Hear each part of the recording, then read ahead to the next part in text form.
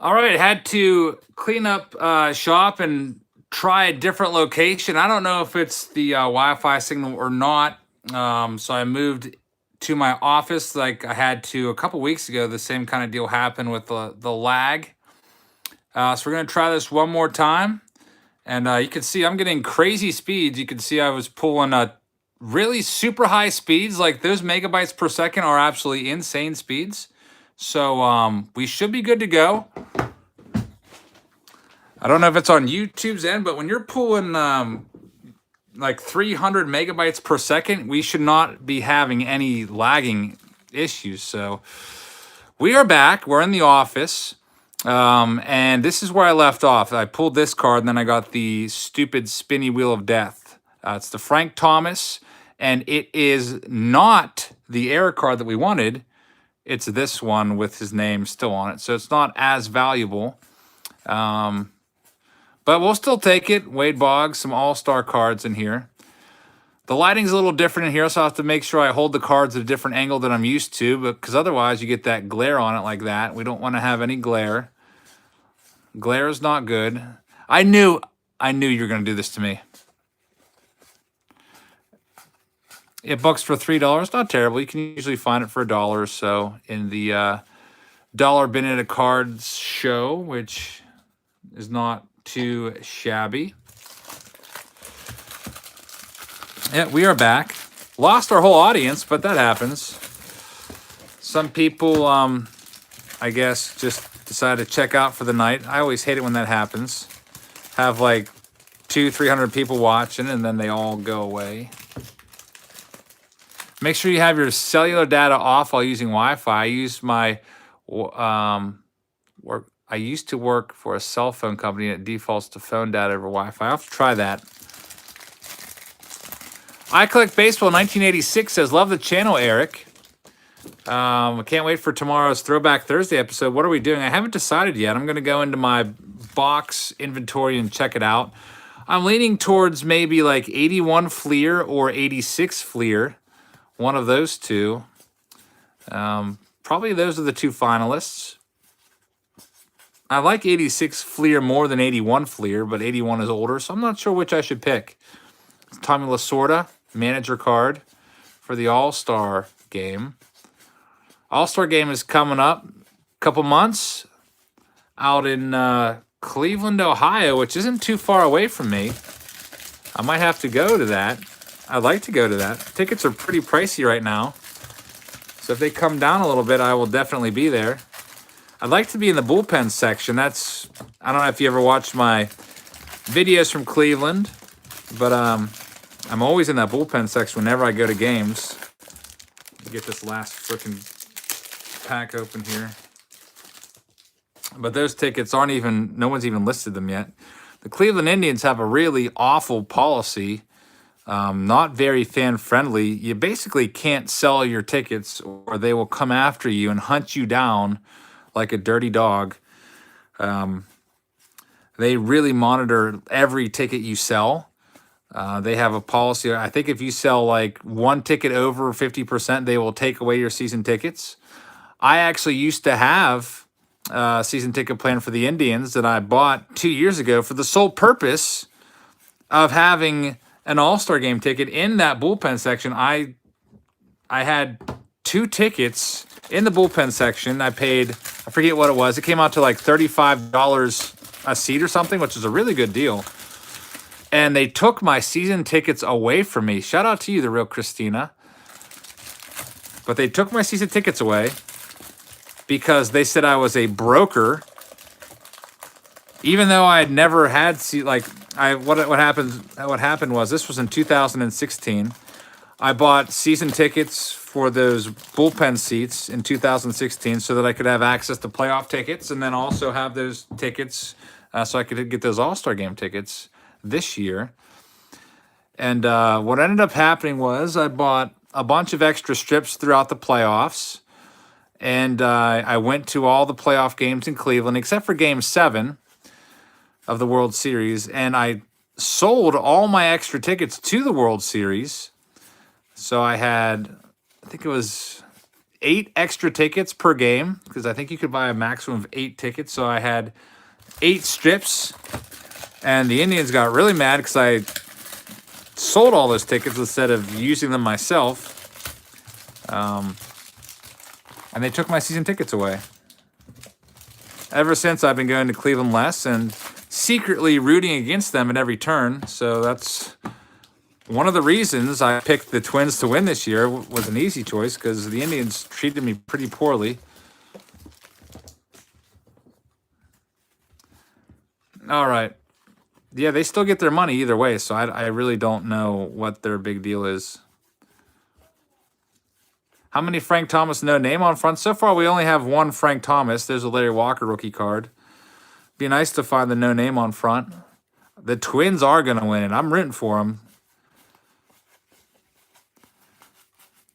Indians are banged up. If the Indians were smart, they would go out and sign Dallas Keuchel. They need the rotation help.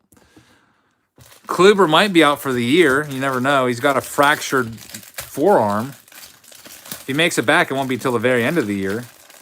Mike Clevenger's on the 60-day DL. Danny Salazar has even pitched yet this year. I mean, their rotation needs the help. So just quit being cheap and go out and get Keuchel if you want to have any shot.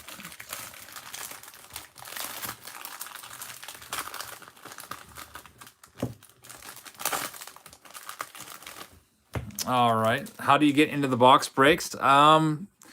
The best shot at getting into them is, honestly, to become a Patreon patron.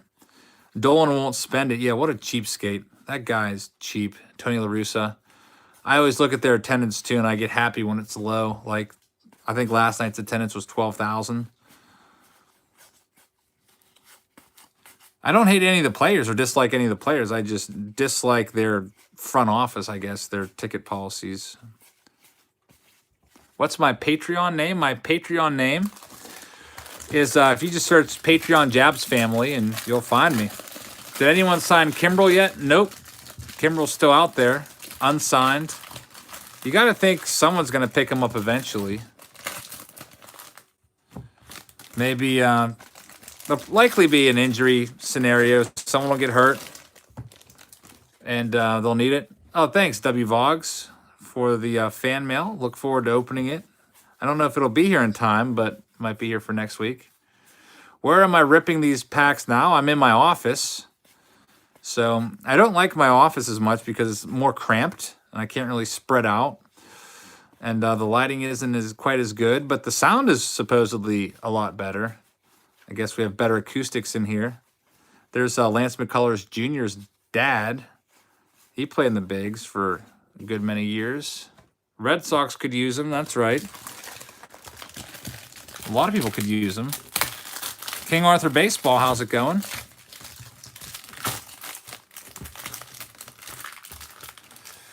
There's a Gary Reedus right there. No, yeah, Gary Reedus. That was the answer to Hype is Here Collectibles trivia question. Who was the last Pirate before Jason Kendall to hit for the cycle? Ended up being Gary Reedus. K-Rod Savage Sports with $1 super chat. Thank you very much for the buck. Everyone check his channel out. Kevin Mitchell hit, what did he hit? 47 home runs or something like that in 1989, I think. Bernie Williams rookie card. A. Bartlett Giamatti again. Sammy Sosa rookie card. I don't know about you, but for some reason, I love the smell of these cards that are right out of the pack. You ever open a pack and smell the cards? Because I do that from time to time. My wife thinks it's freaking creepy. But they just smell like they still have that fresh out of the pack smell. And I just can't help it. Well, I'm glad to see that I'm not the only one. My wife thinks it's absolutely freaking psycho that I do that. What? It's like you're an addict. She says I'm like an addict. Everyone else says they smell their cards too. They're getting like a higher buzz off of it. They smell so good. Ew. What's wrong with you? Especially older cards. Yeah, these ones. Chris, whenever you get this box, take a nice big old whiff of these 90 Topps cards. Ew. They don't have the gum in them, so that's the nice thing about rack packs. No gum.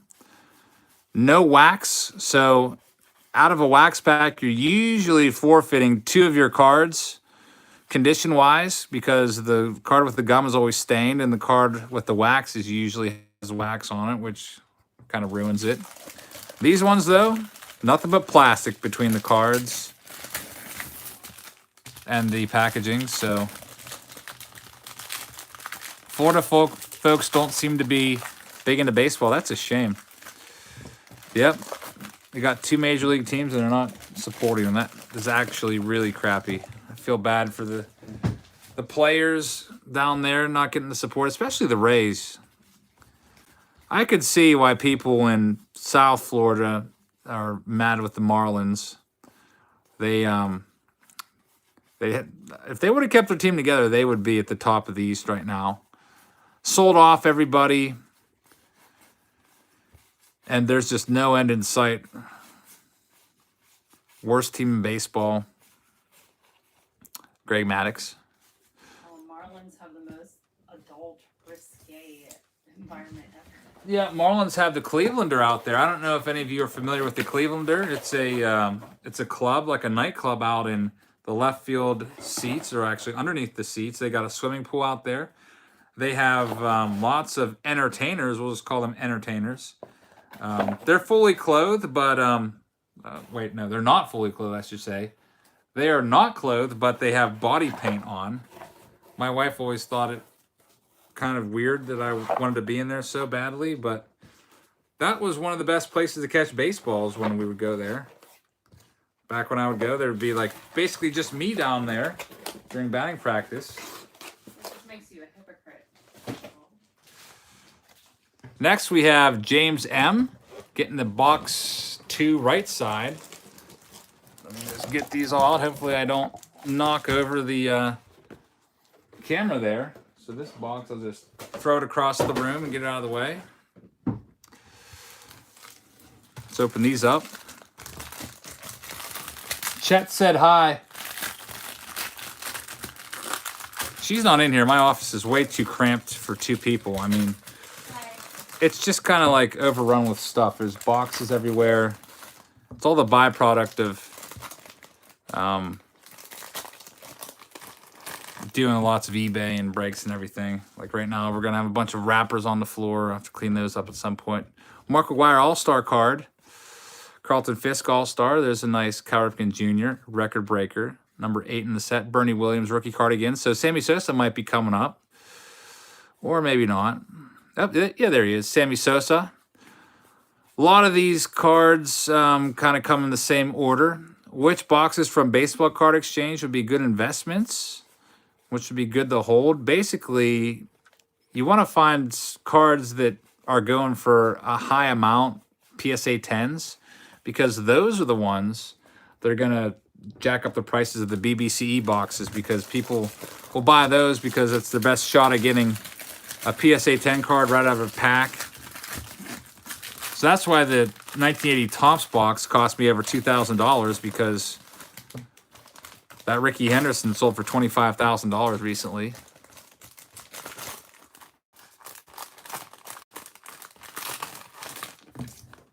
All right, next pack. We've got a Kevin Mitchell All-Star card. Gary Reedus. Let's just find some Hall of Famers and maybe find a no name on front. Good old 90 Topps. After this, we have 86 Topps. Cal Ripken. We got, I think, one more box after this in 90 Topps. Yeah, we're on box 2, the right side. Do I have a no name in my collection? Unfortunately not. I wish I did. That's one card that you might not ever get unless you want to pay thousands and thousands of dollars. JB says, did you know Joey Gallo is the first player to hit 100 home runs before 100 singles? That's a pretty crazy stat. Yeah, Joey Gallo was putting on a show yesterday in batting practice at PNC Park. He was hitting the ball clear out of the stadium on the fly. Except the interesting part is, lots of players have done that before. He was hitting it to center field out of the stadium on the fly, which is well over 500 feet. Players that yank it down the line can get it out of the stadium and into the river. But if you're going to center field, you got to hit it a lot farther to get it up and out of there. The guy mashes. That is a good stat. JB's full of baseball info. Cal Ripken shops in my mom's store with his wife. Didn't know who he was until today. That's interesting. I guess Cal Ripken got divorced and remarried, I guess. I was reading up all about Cal Ripken and how the Orioles saved his streak. Supposedly, allegedly, because he caught his former wife cheating on him and had to turn back to his house or something, and caught his wife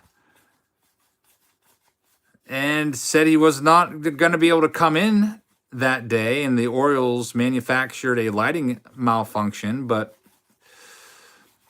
that was the rumor going around at the time. I guess Ripken said that that's not true, and he was at the stadium that day. We got a $9.99 from Mike the Yank. Said, sick Judge hit earlier with tier 1. Keep up the savage work. My thyroidectomy brother. No subs required. Mike the Yank, thank you very much. I got your note in the mail the other day. I didn't read it on Fan Mail Friday because I thought it might have been a more personal note, which it was. But yeah, thyroidectomy brothers. There's another guy that just had a thyroidectomy. Another former player with thyroid cancer.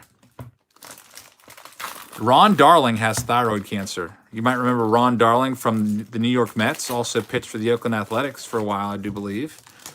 And he's also a broadcaster. Now he was diagnosed. And I guess his thyroid cancer might have spread a little bit more than mine did.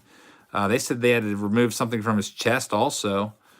Thyroid cancer, when it does spread, it usually goes down to the lungs. So I hope that he is going to be making a full recovery. It said that in the article that I read that the doctors were optimistic. So that's good news. I like Ron Darling. He's kind of an old school guy. Goal is Griffey or bust. Well, we've already pulled a couple Griffies out of this. What we really want is the Frank Thomas no name on front card, which is worth, ungraded, it goes for thousands of dollars. If you have a second, look it up on eBay. I'd be kind of wary about buying it ungraded anyway, because people are getting too good at making fakes. I'd buy a PSA one for sure. Jim Rice. Mike Maddox, pitching coach. Mike Maddox is always funny to watch whenever he goes to the mound. He always covers his mouth. Make sure nobody can lip read. No superfractors in this. We're doing an old school break. Really nothing new coming out today. I mean, there was tier 1, but super high end. If we did a break of tier 1, we would have been probably done in a half an hour. So I wanted to touch base with everybody. I like chatting with you at least once a week. So since Don was gracious enough to donate these rack cases to us, I've been waiting for a chance to break them open. So I figured, why not just do it tonight? Chasing Donnie Baseball, $5 super chat. Thank you very much. He says, fun break. Thank you very much. Paul Molitor's Hall of Famer. Also saw Gary Sheffield Gold Cup card in there. Craig Biggio. Can I request a vintage break? I love to see Sport Flicks. That will be coming probably at some point to Throwback Thursday. I don't know when I'm doing Sport Flicks. There is a couple boxes of Sport Flicks for sale at a card shop that I hit up from time to time. They're like $10 a box. Sport Flicks, you get, I think, 3 cards per pack. Shout out to you, Cracker Time. I live in Virginia and have a naval officer with a garage full of unopened stuff his wife is making him sell, says Paulie's long name there. Eric Portman, how's it going? You watched John's break the other day? Yeah, my brother John, The Past is Alive, appears in a lot of my videos. Mostly we go out on the weekends and look for stuff. Got another video coming up soon from Ohio. We went to a second flea market after that first one that had 4 million cards. And we found even more stuff at the outdoor one called Four Seasons. It was really, really good. I had to actually make a couple of trips back to my car because I was buying so much stuff. Is doing breaks profitable? I don't know. I mean, it could be if you really jack up the prices. Some people jack up the prices really high, and then sometimes you don't sell them so much. I see some people that do like little 3-box breaks and like triple their money on it. Like they might be doing like, I don't want to say exactly what, because I don't want you to think I'm criticizing this other YouTuber that triples his money on breaks. There's a Frank Thomas no name on front. Or should I say name on front? I wish it was a no name on front. Buying into breaks is very risky, especially like 2019 Bowman. People were paying like $200-300 for the raise just to get the Wander Franco. But you know what? A lot of times you're going to come away empty-handed.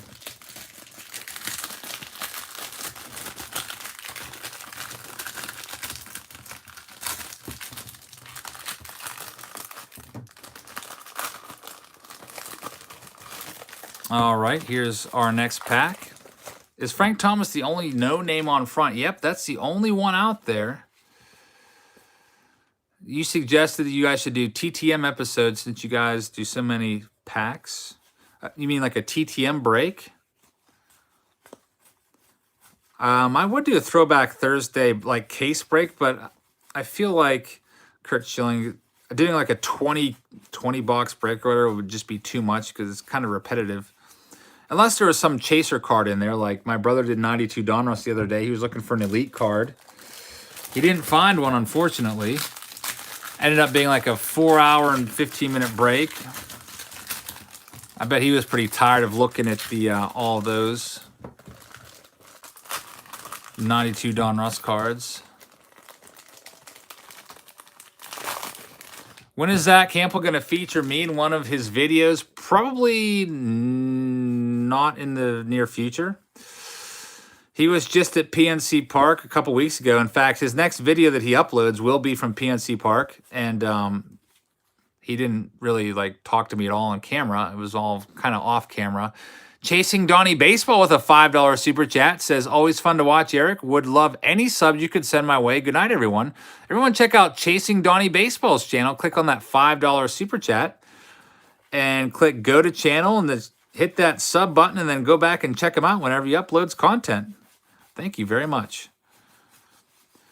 Donruss Elites are elusive. Yes, they are. I actually pulled one out of a pack just like when I was a little kid. I think it was a Fred McGriff. I can't remember the exact year. It might have been 91. Can you help me with my homework? Not right now. I'm a little busy with the packs.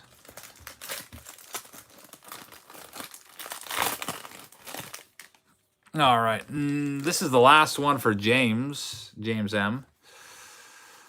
There's a $2 super chat from Incredible CJ Collectibles. Says, hey, all, I do 3-box breaks, and I don't charge 3 times the amount. That's great to hear. Yep, there's like, you know, some of these breakers, they'll do like box breaks. I don't know why the Spike Owens has a small crease in it. That's kind of weird. And so does the Whitey Herzog. Luckily, they're just common cards. Wade Boggs. Yeah, but I watch some breakers. They'll charge like, I don't know, $15 per team for a 3-box break of like stuff that costs like $30 a box. And I'm like, holy crap, 15 times 30. And you paid maybe $100 for the boxes. That's pretty crazy.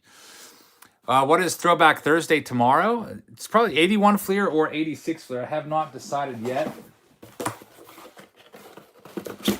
All right, that's it for James M's. I'm going to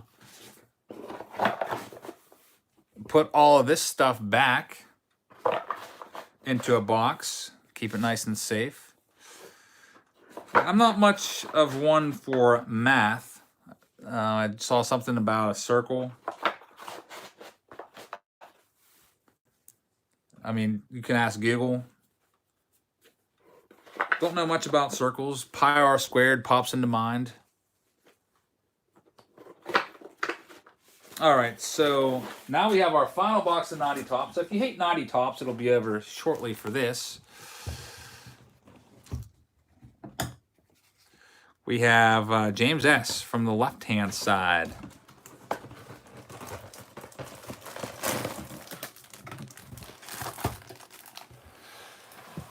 Got 2 more shots at that no name on front card. Our 1988 cello packs worth $1. I would say no.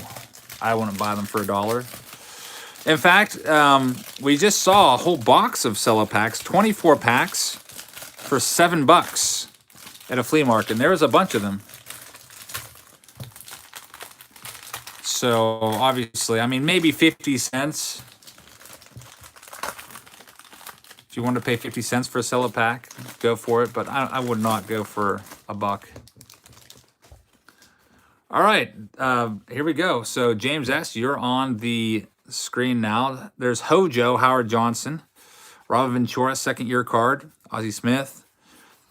I've got my eye on 1979 Topps for Future Throwback Thursday to find that Ozzie Smith rookie card. I'm trying to decide if I should buy a cello box or I should buy a wax box. Obviously, either one that I'm going to buy is going to be authenticated by the Baseball Card Exchange. More flea market videos, please. Well, you just got a couple of them. I don't want to do all flea market videos all the time. Try to make my content varied. I don't just do packs. I go out to flea markets. I have the ball hawking videos from time to time. Do some newer stuff, like the new release videos. Do one break a week, do a fan mail. So, Harold Baines. OPG was a great find.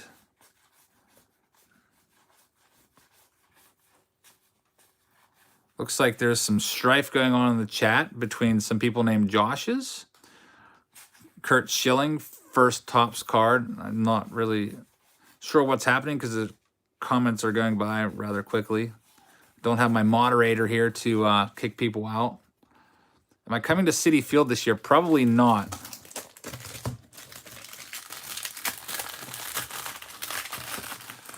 I haven't been doing any traveling at all for baseball. I've only been to PNC Park this year. Usually, if you follow my channel for the past 2 years, I go to tons and tons of games. But this year, just staying at PNC.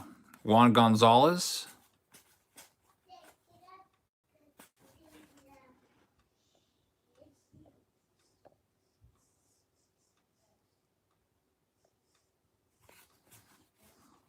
Can I play a game of wiffle ball with you guys? Says King Arthur. Where are you at? We're still trying to set that up. I'm gonna maybe try to start responding to people at the end of this week. What are we looking for in these packs? We're looking for a Frank Thomas no name on front. Rookie card would be the best one. You'll have to let me know where you're from. You would have to be probably within an hour.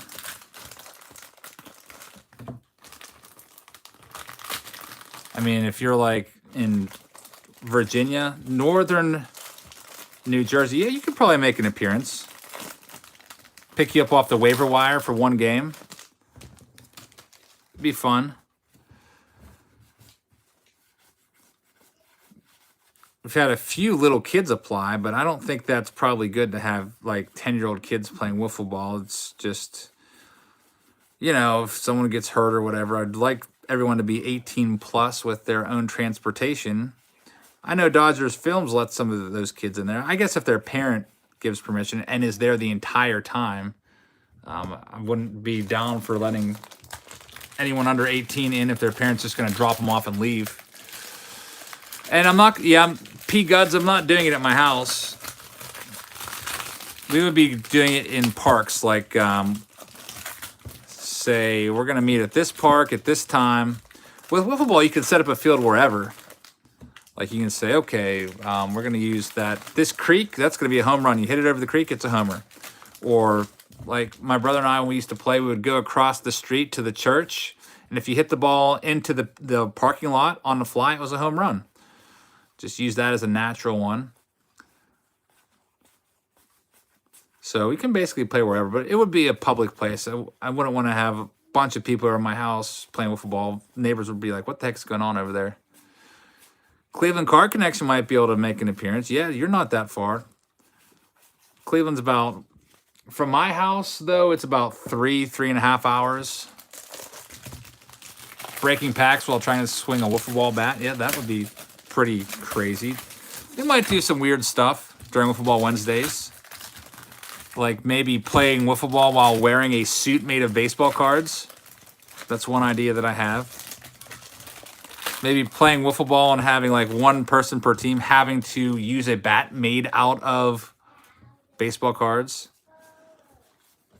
There's some, you can do some little, put some little wrinkles into the Wiffle Ball Wednesday series. Why don't you go retro? Go retro? What are you talking about?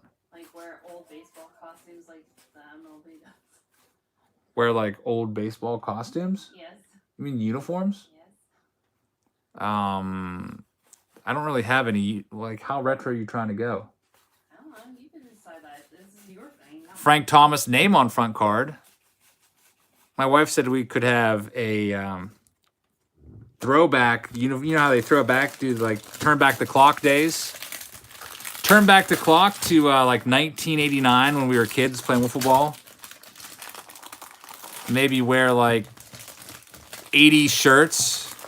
Like an MC Hammer shirt, that might work. Like it wouldn't be baseball uniforms, but like 80s wear. I'd probably have to go to Goodwill or wherever and try to find some of that. For whatever reason, I did used to wear MC Hammer clothing back then. There's video proof of it. Me and my brother playing baseball with my dad, and I'm wearing a gigantic shirt, which it's like 5 sizes too big. And it has MC Hammer's face on the front. And I don't know why I thought that was cool, but it was cool back then. Randy Johnson. We only need we could play wiffle ball with we could do 2-on-2, honestly.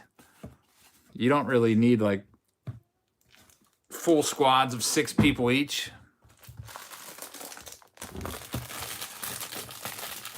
That's how we used to play. Back in the day, it used to be 2-on-2 with ghost runners and everything. There'd be a pitcher, and you'd have a shortstop, and that was it. That's how we always used to play. Every now and then it'd be 3-on-3, but it usually was me, my brother, my friend Joe, and our other friend Mark in our backyard, and that was how we spent most of the summer. Good old 2-on-2 wiffle ball. You definitely have to be better to play 2-on-2 wiffle ball because you have to cover a lot more ground.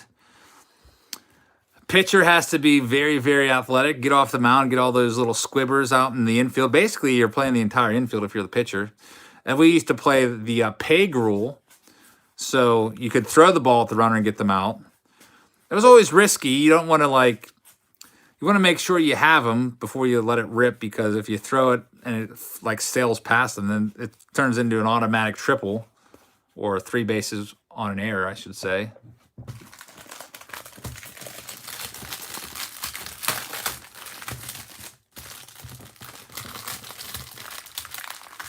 Yep, you bean each other for outs. That was the way to play it back then. We even had walk-up music. I remember one time brought out the old boom box with the cassette tape, and it had walk-up music, blowing it in the neighborhood, getting dirty looks from all the neighbors. When I grew up, we were surrounded by old people on all sides. People across the street were like 80 years old.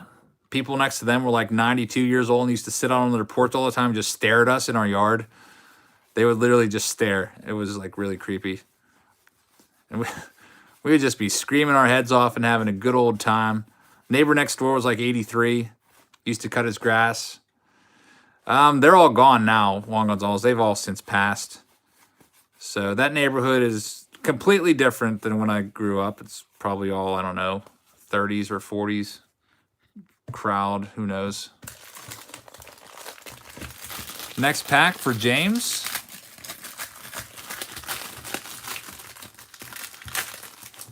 At least with the rack packs, I like getting there's nothing more satisfying than getting a nice clean rip down the end of the back of a rack pack. I always hate struggling opening packs, so if I can get the rack pack open with one nice clean rip, it makes me happy. All right, still looking for this no name on front. There's a Cal Ripken, Fred McGriff, Neon Dion. That's his rookie card. Any idea when the games are going to be? Once we get it all set up, we'll probably play on the weekends. I was thinking Saturdays, because usually on Sundays, my brother and I are going to flea markets, and we usually leave pretty early on Sundays. I mean, we could also do them Sunday evenings, I guess. See if I can get a nice, perfect rip. Oh, yeah, there we go. Very nice. Is a 5-card Brooks Robinson autograph worth $100? Yeah, it might be. I don't think I have any Brooks Robinson's autographs, so I haven't really done too much research. Another Frank Thomas. I think that's James' second one, maybe. Micah sent you a check for the Topps tier break, but the check is a no name on front. Micah's not in here. I've got his... He's going to be pretty happy. I've got his break all ready to go. Probably be sending that out tomorrow or Friday. When I was digging through all my fan mail replies and working on those, I got his address off of something that he sent me. So I have to put some surprises in there for him. I'm going to send him a flat rate box with his break in there. And he requested an autographed baseball from me. And I'll probably put some other odds and ends. Make his day. Seems to be pretty impatient. I've tried to explain how busy I am, so I'll give him some extra stuff for the extra weight. This is the last pack. There's a Nolan Ryan 5000 for James S. Last pack, there's this guy again, so that means our internet's about to start lagging and just freeze up on us. George Brett. All right, that's it for that side of that box. Let me get all those situated and put away for James S. Stick them in I'm going to use a 1,500 count box now. Use one side of that.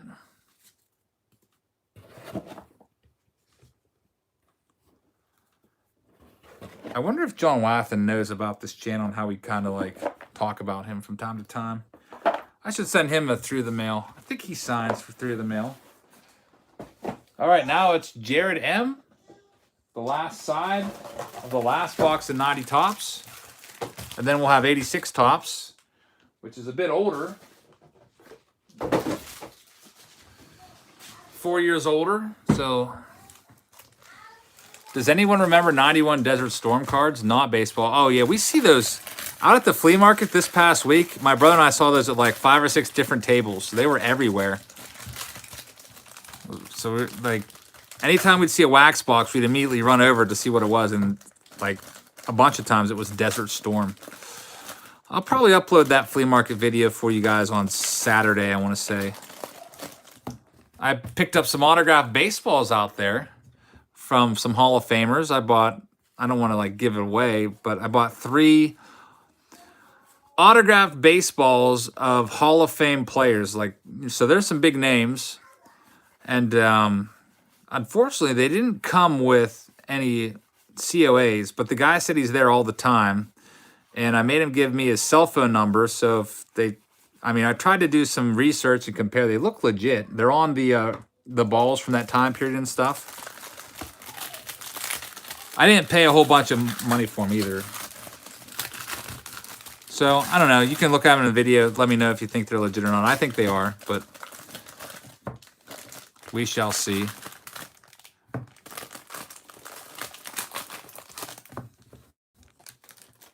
Yep, that mantle situation, that was crazy. Hat is still sitting in the closet. I'm waiting to, there's a card store around here that supposedly is bringing Beckett in a couple weeks. I'm going to go and take the hat and have the Beckett folks look at it and see if they will authenticate it one way or the other. Authentic or not, I just want to know for sure, because about a 3% chance in my mind that it still might be real, but you never know. Boom Slang with a $5 super chat says, great stuff, Eric. Kind of new to your channel, a fellow YouTuber and cancer survivor here. Can you update us on your diagnosis and or treatment? Thanks. Boom Slang, thank you very much for that super chat. Yeah, I'll give you an update. So I had thyroid cancer, and that was diagnosed in, I think it was November of last year. I discovered a lump in my neck on October 6th. Immediately went to the doctor the second I noticed it. And after testing everything, about 5-6 weeks later, it came back as cancer. And then had my entire thyroid removed on December 19th, I think it was, of last year. And so that's obviously the biggest step, get that all cut out. So after that, after the recovery, then I had to do the low iodine diet for about a month. So I lost like, I don't know, 30, 40 pounds from eating nothing but like vegetables and fruit, basically. A little bit of chicken here and there. And then I had radioactive iodine, which is supposed to kill any leftover cells. And came back that it didn't kill all my thyroid cells. There's still some left, unfortunately. That doesn't mean that I still have cancer, but it means that there's a chance that it could come back. So I have to go for another full body scan in September. So I'll be off for a day of work in September. I can't remember the exact day, but it's in September. And those full body scans, those are so awful. It's like the thing moves so slow, and you have to lay there perfectly still for 45 minutes, and like my back was like cramping up, and it was tough. But luckily the scans came back that it hadn't spread. They said it was starting to spread into my I forget what it is, capillaries or blood vessels there, so I'm glad that I got it out. So we're just going to keep an eye on it. I have to have blood work done every so often, so I'll have to have blood work done before I go for that full body scan. I take a pill every morning, and that's basically what's going on with me. Basically, the doctor said no news is good news, so as long as I keep getting no news, that is good news. What's that? Yeah, I'm still cautious about my diet. I don't eat any sweets that have sugar in them anymore, just to make sure it doesn't, come back. I think sugar is pretty bad after going through all this. So, I mean, I still do eat cookies, but they're all sugar-free. Yours spread to your lymph nodes. Man, sorry to hear that. But it sounds like you beat it, though. Luckily, mine was just starting to break out of the capsule, they said. I guess there's a capsule around the thyroid, and it was just starting to break out of the capsule.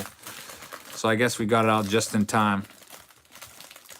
Obsessed Collector says, did you see the 1969 wax box that went for $16,000 on eBay last week? No, I did not. That is crazy. Can one prevent thyroid cancer? I would say cancer is a crazy freaking disease. I would say you can take some steps, but if it's in your genetics, if there's environmental factors like exposure to, I don't know, some radiation in some form or another, I would say the best thing you can do to try to prevent it is eat healthy. Your diet is very, very important. So if you're eating a lot of junk food, a lot of processed stuff, stop. You will live longer. If you don't eat processed food, you will definitely live longer. It'll help your heart.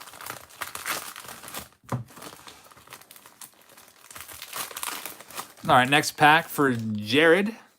Cal Ripken's on the top. Cal Ripken's in the second card also. Ozzie Smith, all-star card. Looking for Frank Thomas, no name on fronts at this point. It's almost 10 o'clock. I wanted to get 86 started by 10. Gary Sheffield. Ken Griffey Jr. Ken Griffey Jr. Gold Cup card. Got about 5 packs left. Top 3 cards in this set. All right. Good question. I would rank the Thomas number 1. Frank Thomas, rookie card. The other good rookie cards in here, Bernie Williams isn't bad. I mean, it's not that valuable. Larry Walker is not bad. I like the Nolan Ryan card. I think the Nolan Ryan card might book for, I don't know, $2 or whatever. Chipper Jones is not in this set. Chipper Jones is in the following year, 1991 Topps. Did you hear that Yusei Kikuchi was using pine tar today? I did not hear that.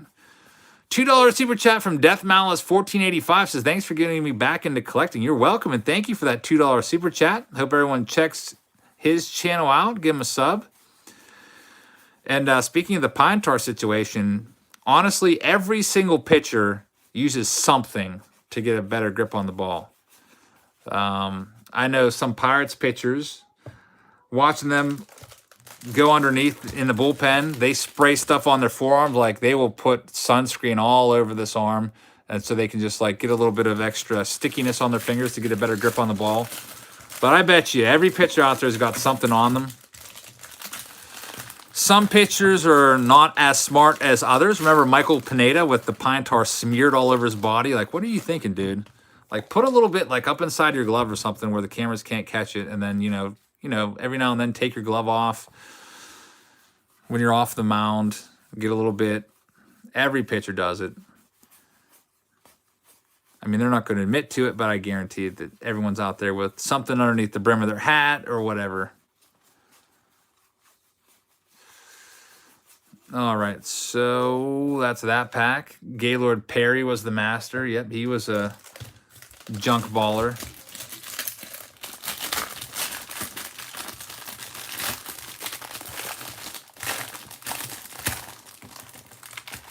George Brett never used pine tar. He's famous for using pine tar. George Brett hit that home run in 1983 at Yankee Stadium. And Billy Martin went out and said, why don't you check that bat to the umpires? And they went and checked the bat, and they determined that the pine tar was too far up the bat handle. Basically, they put it across the plate to measure it. I forget what it is, 18 inches or whatever. It had to be less than 18 inches below the barrel or whatever it was. And they found that it was an illegal substance too far off the bat, and they said he was out. They called him out, and George Brett came out of the dugout like a freaking hurricane, going crazy. You have to watch the replay on YouTube. He came out flying, arms flailing in the air. His hair was like all flowing everywhere. I think he had a big wad to chew in. He was absolutely livid. Livid. Craig Biggio had the worst pine tar batting helmet. Yeah, I remember that. You could barely even see the logo on there. He had so much pine tar. But some guys needed to get a better grip. Roid rage, yep. George Brett definitely flew into a rage. John Kruk had a nasty helmet also. Yeah, he did. So, same with for the Pirates. I remember Jason Kendall, like, it looked like he took a bath in pine tar. That guy was filthy looking. He had, like, chewed juice always dripping down his face. He must have put an entire can of tobacco in his mouth before every game. Like, it was disgusting. Like, it looked like his cheek was going to explode. He had so much pine tar, or not pine tar, chew in his mouth. Yeah, he was a good player. Not worth the $60-some million that we paid him or whatever it was. Last pack. Larry Walker rookie card. He'll be in the Hall of Fame, I think, after next year. Marquise Grissom rookie card. Not worth much nowadays. Bo Jackson. So that's it for 1990 Topps. We're going to move on to 86 Topps, going back a little bit, 4 more years. Did not find the no name on front, but the odds of finding a no name on front are probably like 1 in 10,000 cases. When does my school let out? June 7th is my last day of school. So really looking forward to getting out of school for the summer and having my summers off and being able to get a lot more work done for the YouTube channel. All right, so now we're moving on to 1986 Topps. Here's the box. And I had my spacers, but I do not know what I did with them because we had to move. I had the spacers with everyone's name written on them, but now those are missing. Oh, here they are. They're upside down. We got Darren C. taking the first box on the left-hand side again. So, Darren, thank you for your support. Darren's a great Patreon. He sponsored that Tier 1 box today, the preview, and he got some good stuff in there. Far and away, the best card was that Aaron Judge. Yeah, ugly box, but they used this design a lot throughout the mid-'80s. I don't know why they couldn't come up with a different design every year. So 86 Topps, there's 12 per side, 24 total. And here we go. Anyone used to look at the backs? I'm sure most of you did. Like, you'd look at the backs and try to find a card that you wanted. I used to do it back in the day. Looks like 86 is not going to be as easy as 90 in terms of the clean breaks. The tab is a little more thin. We'll make do, though. Kevin Jones with a $5 super chat. Thank you very much. It says, the Gaylord Perry strikeout of Reggie Jackson is a pretty epic meltdown worth finding on YouTube. Reggie went ballistic. I'll have to check that one out. Thank you very much for that super chat. Everyone check out his channel. Good old Reggie Jackson, Mr. October.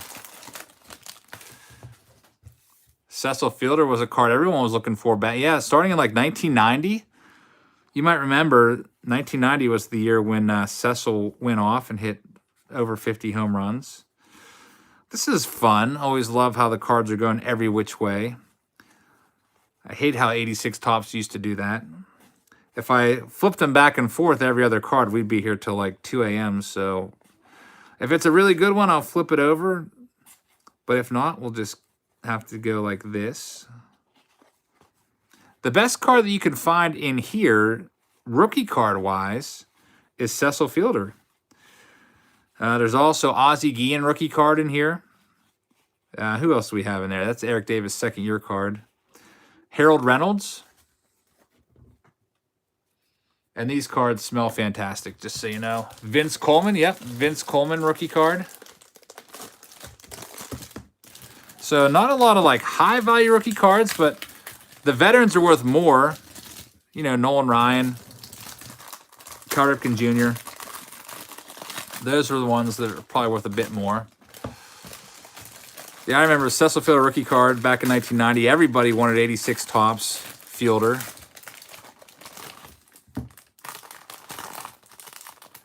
King Arthur Baseball. Are you allowed to play wiffle ball? You're 13. Well, like I said, you would have to have a parent there the entire time. And also, where are you from? Unless you were the person that said you're from New Jersey. Can't remember. Someone said they're from New Jersey.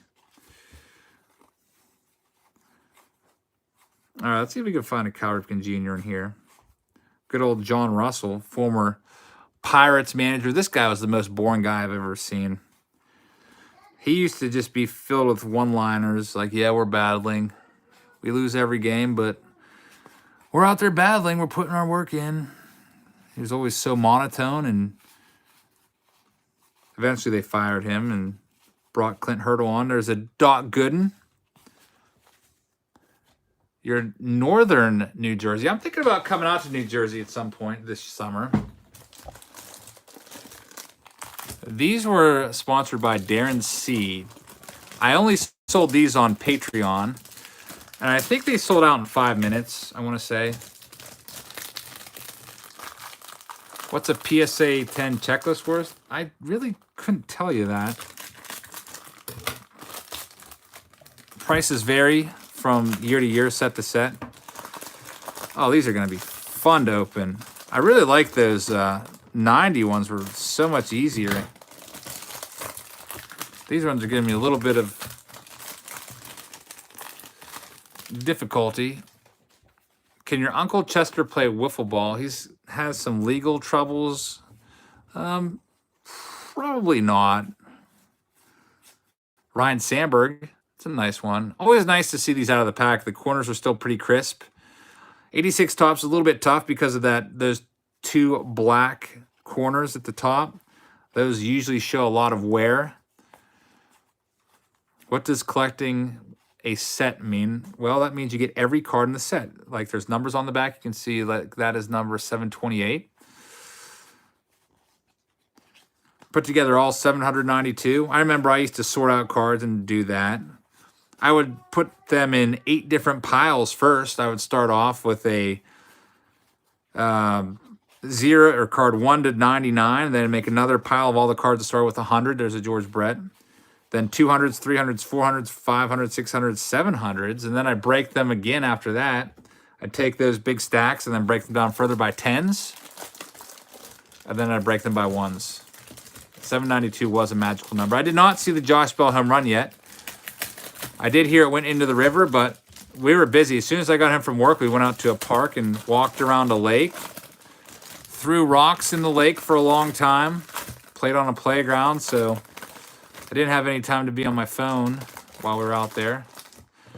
So after the break, I'll get caught up on all my baseball news. I'll check out Josh Bell's ridiculously long home run. Also heard Joey Gallo hit a blast. Here's the 86 All-Star team. Played at the Metrodome. Yep, very busy. Literally have not stopped working all day. Even at work on my breaks, I was answering fan mail. Got home from the park, put my son to bed. Once he was settled, went and did the Topps Tier 1. What did the kids do while you were having fun at the lake? They were also throwing rocks, but you're right, I was throwing rocks into the lake. Skipping stones. I was trying to teach Olivia how to skip stones off the water, teaching her that sidearm delivery to get him to skip. She was able to do it after a little while. Do you dream about baseball cards? No, I can't say that I do. Skipping the flat stones. Yeah, there were some flat stones. You can skip any stone, really. If you throw it hard enough and throw it kind of like parallel to the water, it's pretty easy. Yeah, I can't wait to get wiffle ball started either. Shout out to you, Yankees fan. I prefer fishing when I go to the lake. Yeah, I'm sure all the fishermen that were there were really happy that I was skipping stones like 100 feet away. That's probably really made the fish want to bite, but...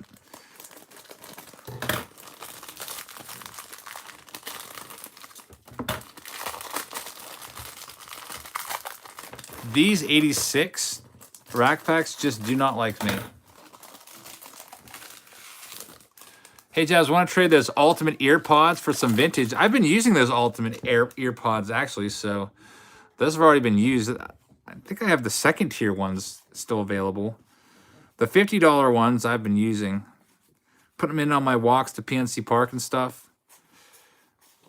My wife has been using the $15 pair. They're pretty nice for her because she likes to work out and stuff, and then she doesn't have that cord getting all tangled up. Yeah, rack packs were cool. I like rack packs. Now you just get like a hanger pack of like, I don't know. It used to be 36 cards. I think now it might be, what, 32 cards? Basically, same idea, rack pack. Tommy B says, I just joined the Baseball Card of the Month Club. Any thoughts on that company? Nope, no thoughts at all. They have not reached out to me to do any breaks, so I have not really even looked at them. I mean, if they want to send me something, all the breaks that I do of all these subscription boxes, they send me those boxes for free. In return, I make the video and they get some publicity for it.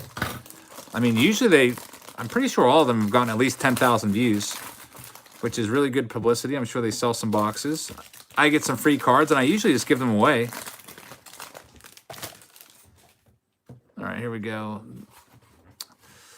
Next pack. Mel Hall, remember this guy. Mike Schmidt, that's a pretty decent one. Hall of Famer. His rookie card is 73 tops. I've got that somewhere in my collection. It's a PSA 6, I want to say. What's my favorite card design? I really don't know. I mean, there's so many. I know the ones that I love, but 86 tops is not one of my favorites. I'd say this is average at best. It's pretty basic. I mean, I like it because it's basic. Steve Carlton's Hall of Famer. Definitely not 95 Fleer if you watch that video. 1995 Fleer was pretty rough. 84 tops is nice. I also like 83 tops.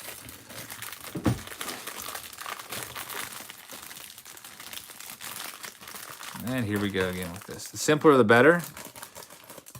We got an Ozzie Guillen rookie card on the back.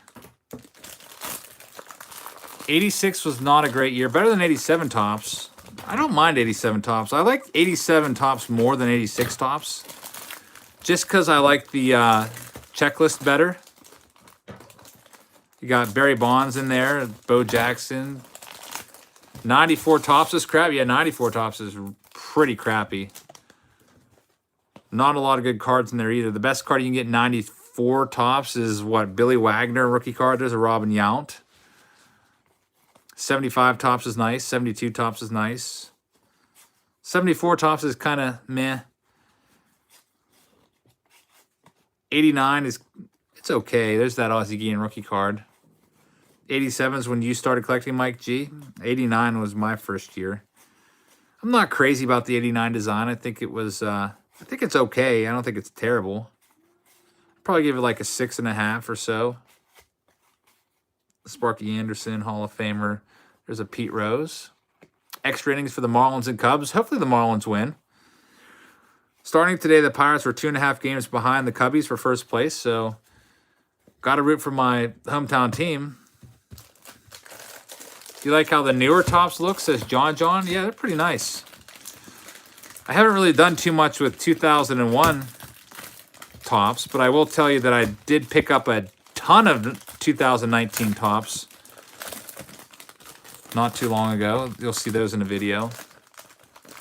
No, I won't say when, where, or how much I paid, but you'll just have to stay tuned. Don't want to give too many spoilers out. I was thinking I should have offered that one guy at that one flea market. I should have asked, how much do you want for all 4 million of your cards, and seeing what he would have done. I have a feeling that that guy, he's kind of a notorious negotiator, doesn't like knocking a lot off. He'd probably do like, yeah, I'll do $9.50 a box. You might recall he had 4 million cards, like all stacked up all over the place throughout that flea market.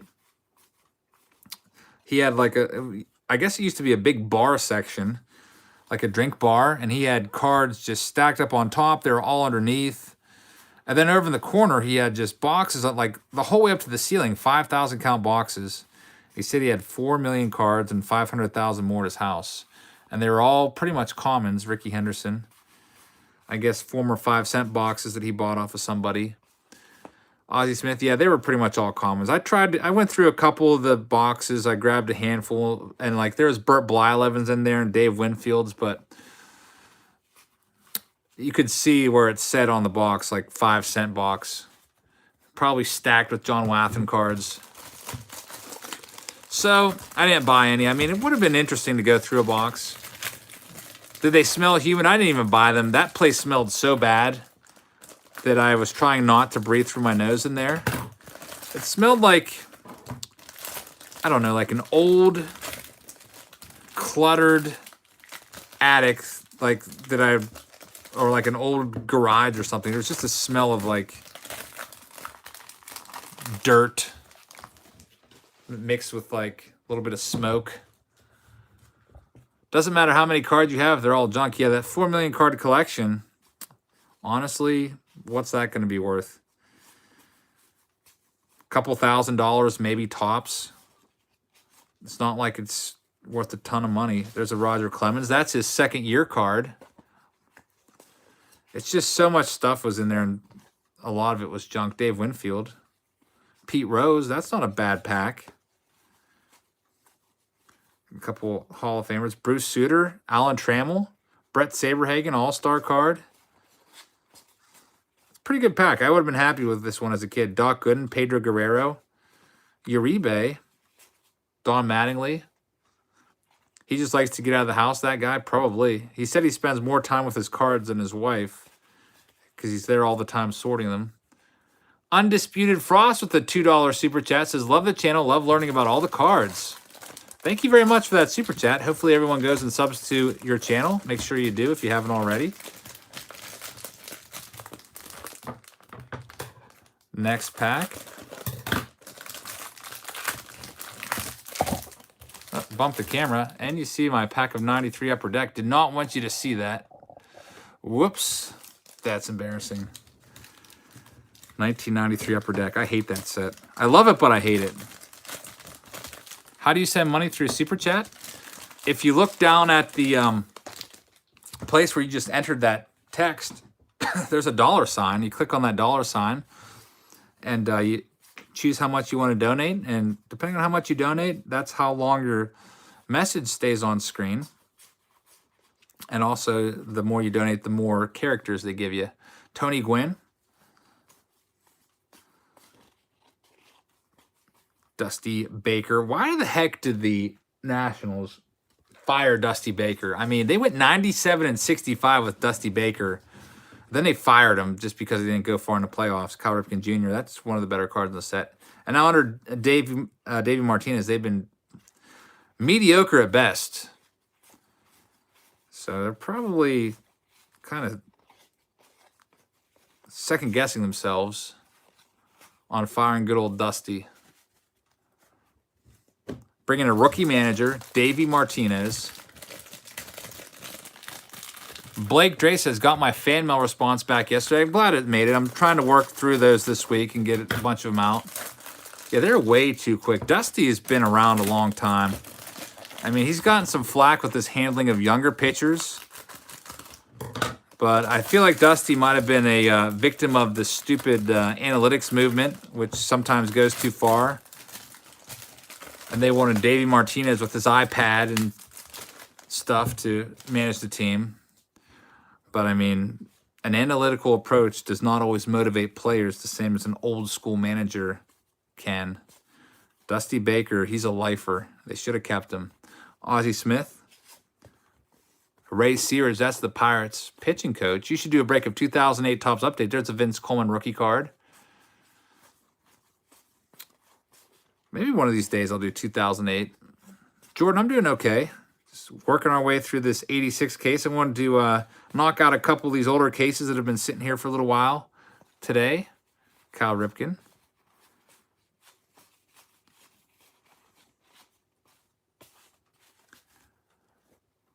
What do you consider to be the bubbles in the current sports market? Bubbles are cards that are worth a lot now that have the chance of losing all of their value.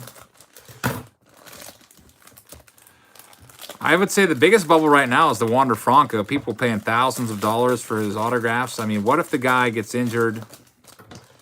I don't know. I feel like that's a big bubble. I would never pay that much. I mean, if he comes up and he's the next Mike Trout, how much more is that card going to be worth? Not all that much more. That's a big risk, I feel like. Big reason Barry Bonds left Pittsburgh was because of Jim Leyland. Possible. You might remember Jim Leyland didn't put up with Barry's crap, Kirby Puckett. You can look on YouTube, Barry Bonds, Jim Leyland, spring training. And Jim Leyland just absolutely is tearing Bonds apart just like chastising him in front of the cameras and everybody, saying, "I'm sick of your BS," swearing up a storm at him. Because Barry was pretty immature when he first came to the Pirates. I guess didn't want to put the work in. And Jim knew that he had the talent to be one of the best of all time. And Barry says that he really respects Jim nowadays, Leland. And was one of his favorite managers, if not his favorite manager of all time. So, all right, so that's it for Darren C's first stack here of 86. I'm going to clean this up.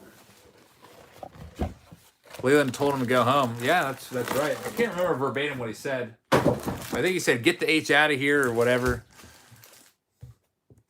Got our next stack coming. Let me just put these all away. I got a 5,000 count box now. I'm just going to fill up one row at a time. Darren's going to get the first row here. Plenty of valuable cards from the 86 set. Well, the only way you're going to get a lot of value out of 86 is if you get a card and get a PSA 10. I would imagine those have a little bit of value because of the black borders at the top. They're kind of harder to get. You should do a case break of World's Greatest Pack Chase. We just did one of those not too long ago. So it might be a couple months until I do that one again. But you might recall we did find one of the redemptions. Jeffrey WG's up the right-hand side of this box. Yeah, Leland didn't mince words. He was definitely swearing. That was big news around Pittsburgh. If only Barry, if he didn't have the attitude, could have been a fan favorite. I mean, he ended up being a villain pretty much throughout his career. Booed mercilessly on the road. Everybody hated him, it seemed, except in San Francisco. I remember whenever he would come back to Pittsburgh, everybody would boo the heck out of him. Everybody hated him because everyone felt that he left us for more money, which he did, Rod Carew. I think he signed the biggest free agent contract at the time. Do I have any Mike Trout rookies or autos? I have his rookie card, but that one's for, I'm going to keep that one. I don't have any of his autographs. I've pulled a few autographs. There's a nice Don Mattingly. I pulled that same card out of Clearly Authentic autograph. It was worth a couple $100. Roger Clemens. Jeff Kent hated him. Jeff Kent hated everybody, I've heard. Pete Rose. I think that's the reason why Jeff Kent's not getting any Hall of Fame consideration, or as much as he should, because he was not a very nice guy to be around. Henderson. And there's a, what the heck is going on with this card? Nice crease going through it. I'm up for some wiffle ball. Thinking about doing a wiffle ball league at my school for the next 3 weeks. Close out the year with that. Maybe get a little bit of extra training in. Be like my spring training. Mattingly went way down in price. Yeah, Don Mattingly cards. If you look at any price guide in the mid-'80s, Don Mattingly was the guy. Like, every set, Mattingly was the top card, most valuable card. There's a $2 super chat from Collector65JW. Says, "Hey, Eric, keep up the good work." Thank you very much. Really appreciate that super chat. Everyone go check out his channel. Who's the most popular player in Pittsburgh right now? Yeah, probably Crosby. I don't know much about hockey, but on the Pirates, there's really no popular players anymore that kind of like everyone in the city loves, like McCutchen was. McCutchen was pretty much the face of the Pirates. And ever since he was traded, attendance has been in the toilet. Pirates are second worst in the majors in attendance, I believe. The only worst team is the second or third worst. The Marlins are the worst, and then it's either the Rays or the Buccos. I'll have to look that up. I try to keep an eye on the attendance figures. But Pirates have not been the same since trading McCutchen. That's when they lost a lot of fans. There's a Ripken. Yeah, Mattingly is not in the Hall of Fame. What's the story there? Well, the story is Mattingly just, despite having some of the just awesome years throughout the 80s, one of the best players, if not the best player of, like, I don't know, 85 to 88 or so. His career kind of stalled and it got cut short. His last year was 95. He had back problems, so he never compiled the numbers that a lot of voters want to see when they're putting people into the Hall of Fame. Like, never had those high hit totals or the high home run totals because of that. And he was one of those guys that was just really, really good. Probably like top 5% of the players, but not the top 1 to 2%. So I think Mattingly should probably be in there, especially if guys like, yeah, Kirby Puckett had a shortened career. You might remember he got hit in the face, the eyeball actually, with fastball from Denny Martinez. Ended up losing his vision. He had like glaucoma, and it cut his career short. And they put him in, and Robin Yount. I always thought Don Mattingly should have been in the Hall of Fame. Vince Coleman. I guess the main difference between Mattingly and Puckett, I'd have to look this up, but postseason wise, Puckett had a lot more opportunities in the postseason than Mattingly, so that might have been a difference. Probably had similar numbers. They're talking about Whitaker getting in with Tramlin. That would be nice. Just bought a bunch of Lou Whitaker rookie cards the other day, 1978 Topps. So I'm sure that would help the value.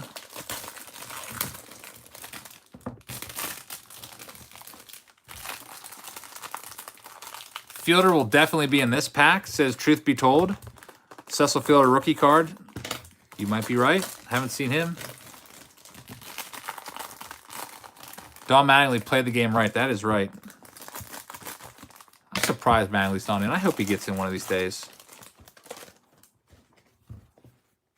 All right, let's see if we can get that Cecil Fielder rookie card out of here. Someone just called it.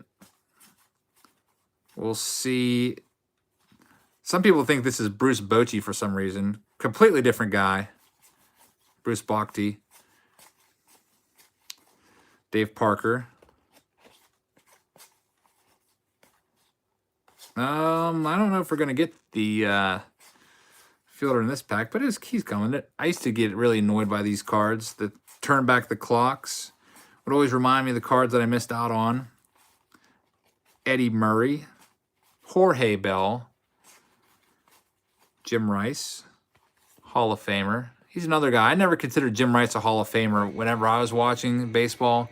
You can see his numbers are pretty good. Had a really good year there in 1978, but overall, just kind of above average. 20 to 30 home runs a year. But he made it in. Kind of missed back in the day when there was those magical numbers that guaranteed you a trip to Cooperstown. Remember those days? Like 3,000 hits, you were in. 500 home runs, you were in. And then the steroid era had to come and mess that all up because there's a lot of guys now that have those numbers that they just will not vote for.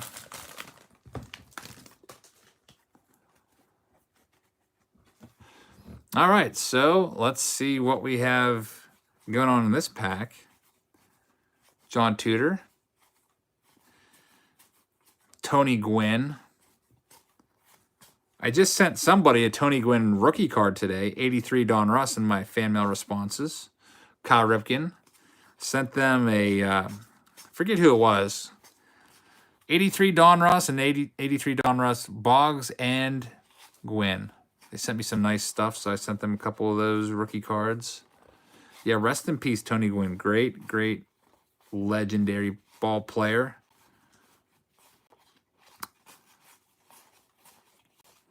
All right, that's it for that pack. Are there any girl fans here chatting, or is it 100% guys? I don't know. I could tell you my subscriber numbers. We're about 5% female, 95% male. So if there's 154 people watching, you might have like 7 girls in here, possibly. Dave says, sometimes I'm 5% female.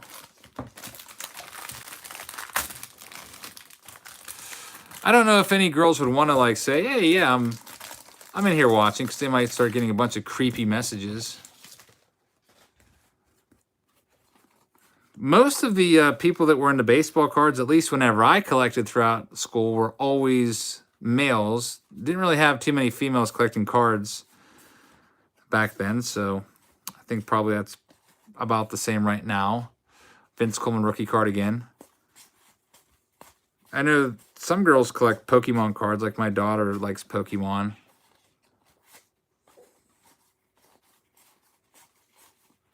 I can't think of a single girl in my school that collects baseball cards.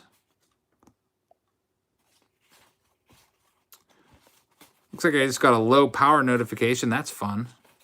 Hey, are you awake? Can you grab me that charger if you are? We got a $5 super chat from Kevin Jones. Says, do you think the PED guys will ever get in the hall? The pitchers took them too, so what makes it a wash? So that makes it a wash. Plus, everyone was on speed for decades. Yeah, all throughout the 70s. I think they should get into the hall. Maybe just put an asterisk with their plaque or whatever. Before I open this pack, I'm going to grab my charger because I think my wife fell asleep. Can you grab me that charger? I'm on 20%. All right, she's going to get me this charger.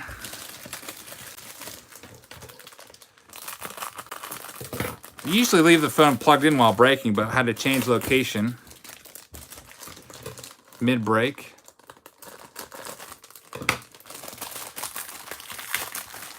Bonds had video game numbers for some season. Yeah, he did.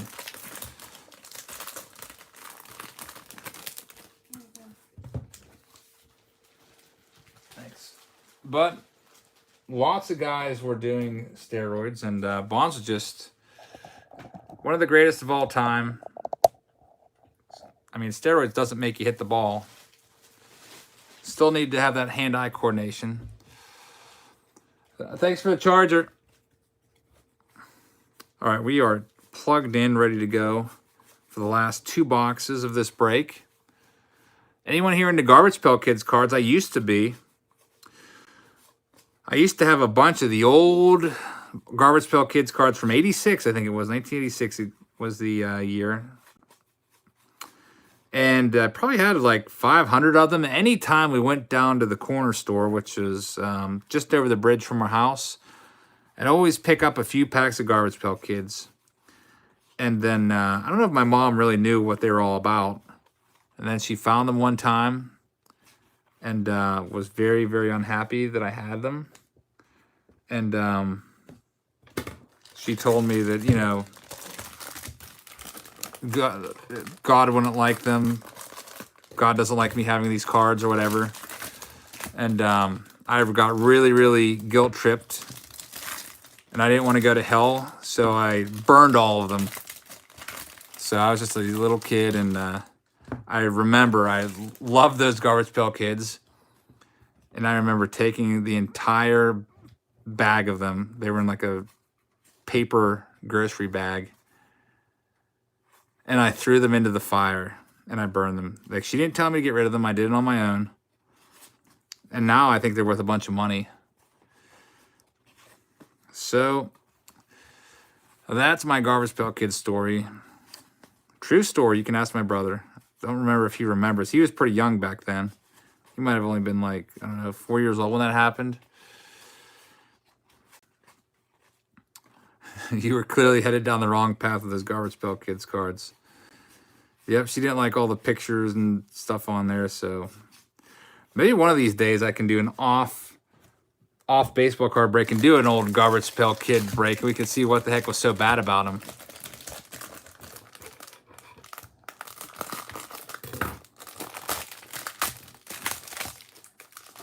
P-Gods also did a similar thing. Pee-wee's Playhouse. Yeah, that show was banned during my household also. After it came out, what that creep was doing. I remember my brother used to watch Pee-wee's Playhouse a lot. A lot more than I did. Harold Baines, Hall of Famer. Again, a lot of these cards aren't worth a ton of money, but they're good for through the mails. That might be something that I try to do during the summer when I have some more time. Get some cards together. Maybe start doing a Through the Mail Tuesday series or something like that. Yeah, that's right. If I didn't burn all those cards and get rid of them, I might have headed down the wrong path. And I burned a lot of money, I know it. Although I can't really say what condition those cards would be in nowadays because I was like a little kid back then. Tim Shea says, hope you're feeling well. 86, one of your favorite designs. 86, I wouldn't say it's the best, but it's above average. I like 80. I like 85, 84, 83 a little bit better than 86. 86 definitely beats out 88 and 89 tops, and 90 tops, and 91 and 92, for that matter.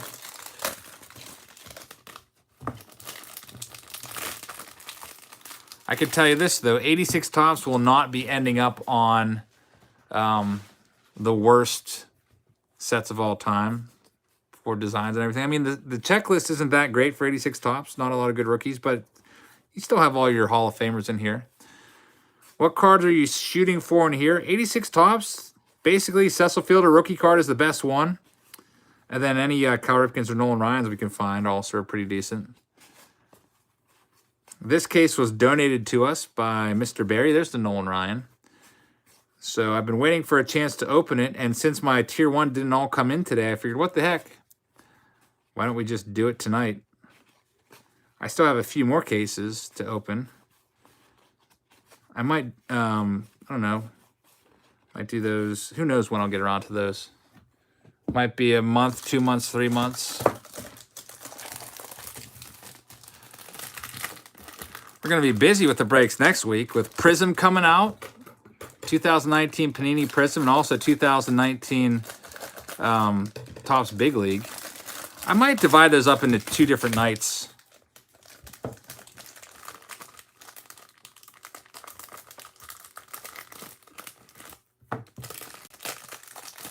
Darren Dalton believed he was abducted by aliens. Really? I know Darren Dalton passed away from brain cancer, I think it was, years back. There's the Ryan Sandberg.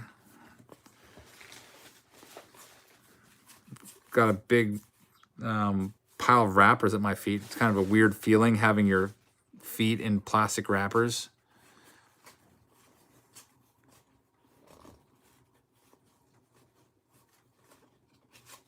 Tom Seaver.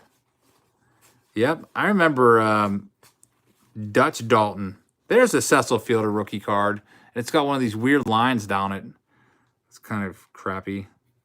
I don't know what the heck that's from. It's right out of the pack, and it has a freaking, I don't know if that's a crease or an indentation. That's an indentation, I guess. Good old Topps. There's my brother. The past is alive. We were just talking about, everyone, make sure you click on that blue wrench right there. That's my brother. We're talking about how Mom guilt tripped me into burning all my 1986 Garbage Pail Kids cards in a fire. I said you might remember that.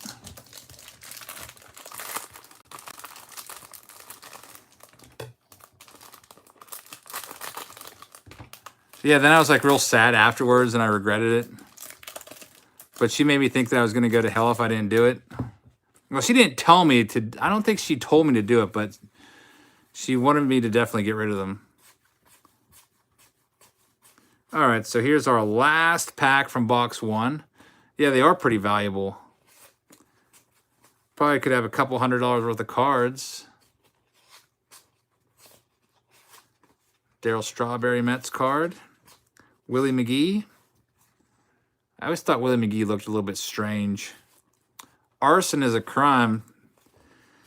Yeah, we had a fireplace. Like, we always would burn logs. Like, my dad used to go and cut down trees in the forest, chop them all up, bring them back to the house, and we'd burn them all winter long. He built an addition onto our house, and so I guess sometimes it would get a little bit colder, so we would burn logs. I remember going up with my dad into the woods, and he used to employ me to help him out. He would give me 1 cent per log. I think it was 1 cent per log back then. For every log that I loaded into his truck, he'd give me a penny. So I'd get like 50 cents from it. Actually, that was a terrible deal. I think he gave my brother a nickel or something like that. But yeah, really, really, he used to not give us any money whatsoever. My brother and I somehow or sometimes talk about, we'd go out on these like special nights out, but we would only get like $2 to $5 to spend.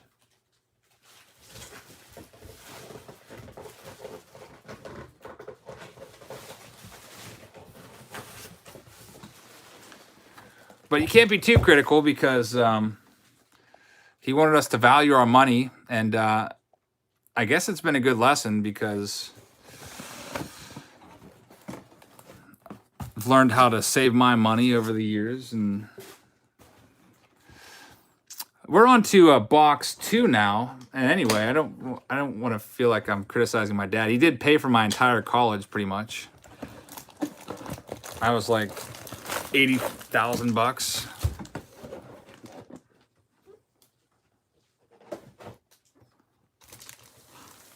All right, this is James S.'s side of the box. James S. Hope you pull some good stuff out of here. Would have been really cool if they would have had some of those rookies in there that they have in Topps traded. Whenever I see John at the flea market with the hoodie on, he looks suspicious. Yeah, I'm sure I looked pretty suspicious out at the Ohio one also. I think I looked more suspicious than my brother. I had my hoodie up and sunglasses on a really cloudy day out at the flea market this past Sunday. Walking around, looking at all the baseball cards. Unless he paid cash, he's probably still paying on it. What are you talking about? No, my dad paid off my college a long time ago. He was very good with his money. I remember he used to tell us how he got in on Gateway stock back when it was like, I don't know, 10 cents or whatever. And bought a bunch of that.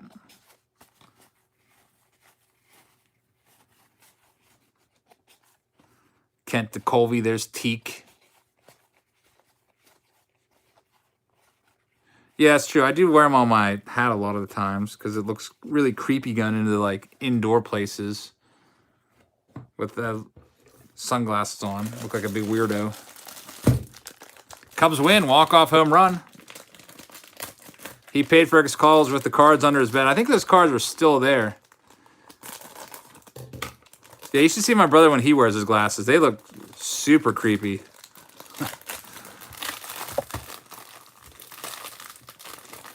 I might just go out and buy a new GoPro and just like be like, here we go, here's the GoPro. I got the glasses in the first place for ball hawking because that way I could run around in the outfield and you would see whatever I'm looking at. Whereas with the GoPro, it's kind of clunky. You have to attach it to your hat. Who knows how much it weighs. Yeah, Gateway used to make computers. They were a pretty valuable company for a while there, and then they kind of like faded out. I don't know if they got bought up by somebody or not. Kirby Puckett. I remember we always used to have Gateway computers.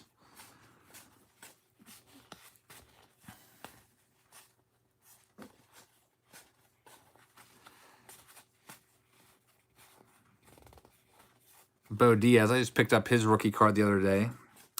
1978 Topps. Dell slayed them. Yeah, I had a Dell laptop. I didn't really like it that much. It was kind of crappy. Any Nolan Ryans yet? Yeah, we just pulled one last, for the last like 10 packs. Dell computers stink. Yeah, they do stink. Not a big fan. I have an HP here at my house. I've probably had it for like 12 years. I'm surprised that it's not dead yet. And I use an Apple MacBook Air for pretty much all my work stuff and YouTube. It's my work computer. Probably buy another Mac. I should get like a Mac desktop so I can get some high-powered editing software. Tim Raines.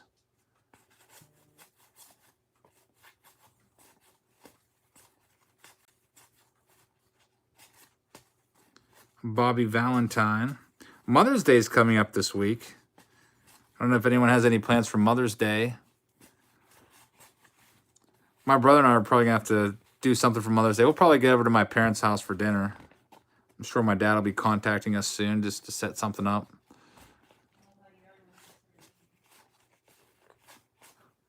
Don't you think we'd do something for lunch for you? Oh, then maybe we'll do lunch over there for her and then dinner for you. They called him Rock Raines because he liked rock and roll music. Yep, that's one explanation for Rock Raines. Or he used to like have something in his back pocket. That's why he always used to slide head first. He used to carry rocks in his back pocket and he didn't want to break them. AKA Rock Raines.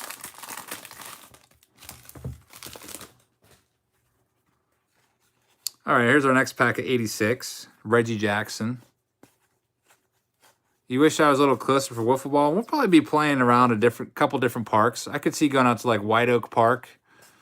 That's probably like 40 minutes away or something like that.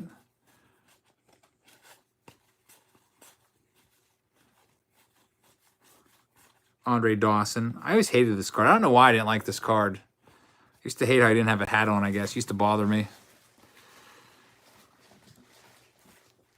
What was Oil Can Boyd's name with his, or what was the deal with his nickname? I don't know exactly. I guess it's because he could throw so much that they just got the name Oil Can. I just got a 10% battery warning. That sucks. The charger's plugged in. It's plugged into the phone.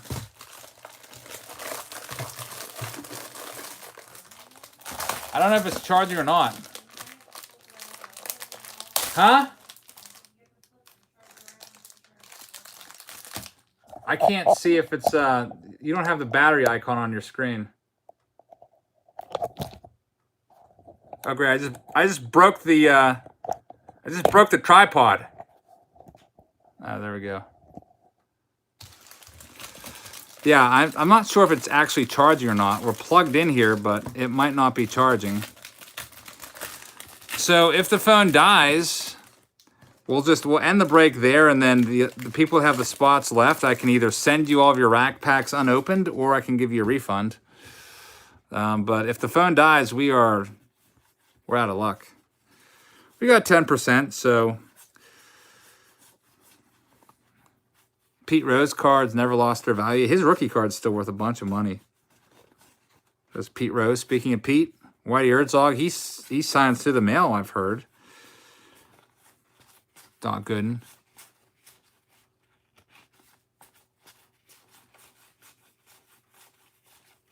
Any John Watham cards yet? We had a few 80 or 90 John Wathams.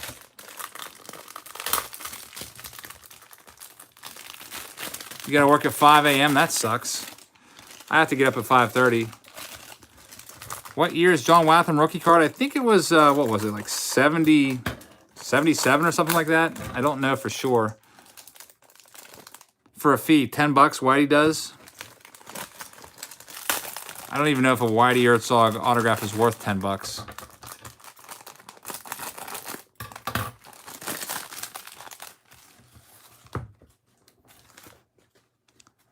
Looks like John Watham's cousin's in here chastising me for mispronouncing his name on purpose.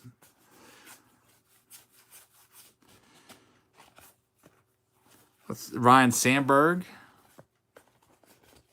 Get a battery pack for these moments just in case. Well, we are plugged in, but my wife's phone sometimes has charging issues. Yeah, Herzog's in the Hall of Fame. Boggs used to sign cards for $5. That's pretty good. I'd rather have a Wade Boggs auto than a Whitey Herzog. No offense. Vince Coleman rookie card again. Yeah, I'm using my wife's phone because for some reason her phone streams a little more clearly than mine. Jorge Bell. Yeah, that's George Bell. When he first came to the majors for a few years, he went by his Spanish name, Jorge, before Americanizing it and just using George to make it a little more easier on everybody, I guess.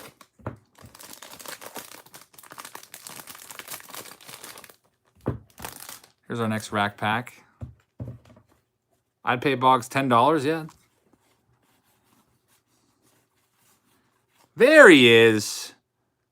So now you know the phone's going to die, because anytime we see this guy, something terrible happens. So I might as well just say goodnight, because the phone's going to die any minute. That pretty much confirms it. And yeah, the last two people in the break, I'll just be emailing you if you want me to give you a refund or send you all the rack packs unopened for you to open on your own or sell or keep or whatever you want to do with them. Yep, he's a curse around here. 1981 Donruss. I think the first pack I opened, there was 3 John Watham cards in it, and I was like, huh, that's strange. Yeah, that was a donut on his bat.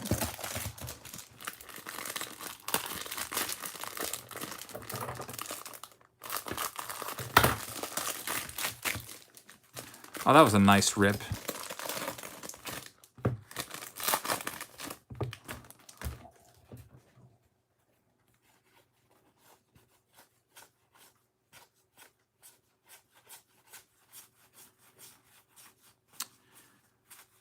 Dave Kingman had a pretty nice career. Eric, is it allowed to type a link in through the mail? Boom Slang, you could, but honestly, it won't show. I have all links blocked on my live streams. We were having some trouble months ago or weeks ago with people coming in here and trying to like promote their crappy stores or whatever, dropping links left and right. So if you post it, no one's going to see it just because links are blocked. I mean, if you want to give somebody instructions on what to Google to get to those sites, you could do that by all means.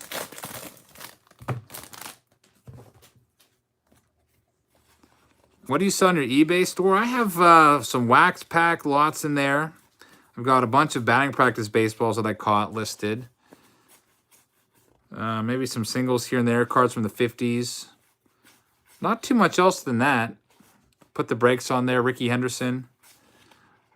The breaks, though, take up most of my time. Like, I'll list break on eBay. We might do, like, I don't know. Like, when we do the newer stuff, we might have, like, 4 or 5 breaks in a night, like partial breaks. There's the Cecil Fielder rookie card again. And so right there, at 5 breaks times 30 teams, that's 150 packages right there that I have to make up. Wade Boggs. It's a nice one. I don't know if he's laying down a bunt there or what. Tony Perez. Shout out to you, JW Sports Collectibles. Let's pull a Mike Trout rookie card. That'd be nice.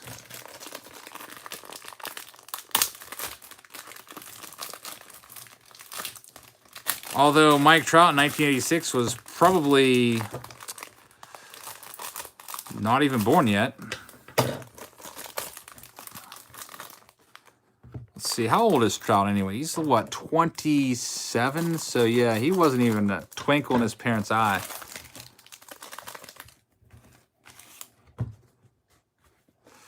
Next pack.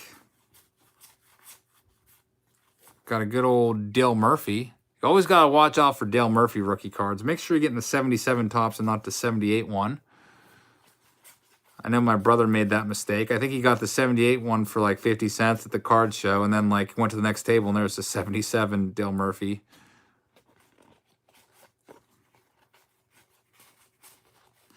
Oh, it's Randy, it's tough to keep up with. I have about 159 packages pending from eBay sales still that I have to do.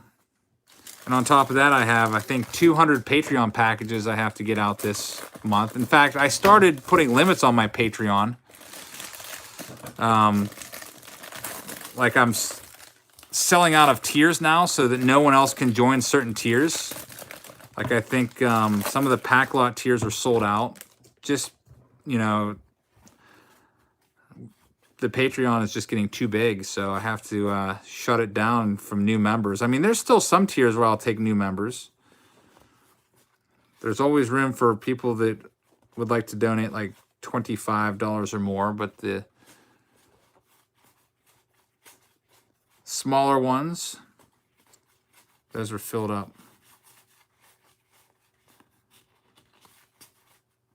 Doc Gooden, Gary Carter, Harold Baines, and that's it for that pack. One more pack for James S. Our checklist desirable. Some people collect them, actually. I would say checklists from like the 50s, if they're unmarked, they're probably desirable because all the kids back then used to check them off.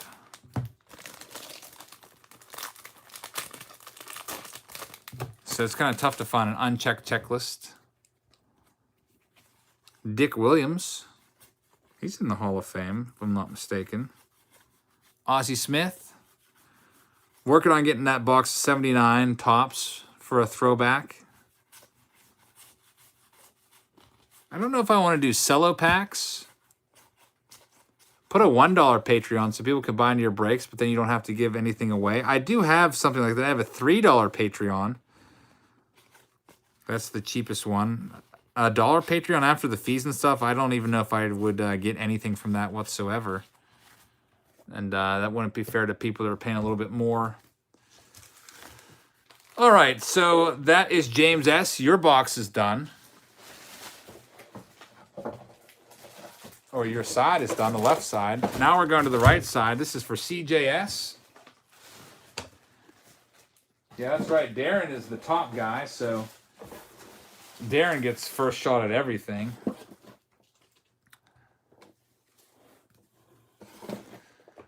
There's a $5 super chat from Tim Shea. It says, hitting the ball around a field tomorrow. If you can email me about the golf balls, how much you want. Honestly, Tim, I don't even know what they're worth. You'd have to just be honest and tell me, you know, what they're worth. I probably have some good ones you could take. People hit golf balls into my yard nonstop. Probably like every day I go and pick up like 20 golf balls. We're right on the fairway, just down right at the right distance where that's where everyone's ball lands. And we have a triple lot, so we take up a lot of real estate along the fairway, and so it's usually filled up with golf balls. When I first moved here, I thought it was awesome. Now I'm really annoyed by it, actually. There he is. Incredible CJ Collectible says, hey, that's me. Pull a Winfield and a Mattingly. Well, let's hope we pull one of those. I think your chances of getting one of those cards is 52%. That's what somebody ran the numbers and said. Out of 540 cards, to pull any one card, you have a 52% chance of finding it. I think they ran some randomizer 100,000 times. I forget who it was, but I mean, that sounds right because you do get doubles and triples sometimes among those cards. So it's not like you get one of every card where the odds would be roughly 2/3 or whatever. 540 out of 792, that would not be accurate.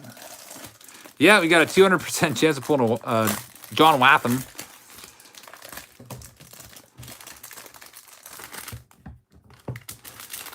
Jose Rijo's on the back. That's his rookie card. You need to watch a YouTube video about a golf ball being hit 500 miles an hour. That's pretty crazy. Reggie Jackson. It's a nice one. Reggie. I wonder how far, Kirby Puckett, I wonder how far I can hit a golf ball with a baseball bat, because I feel like it's super far.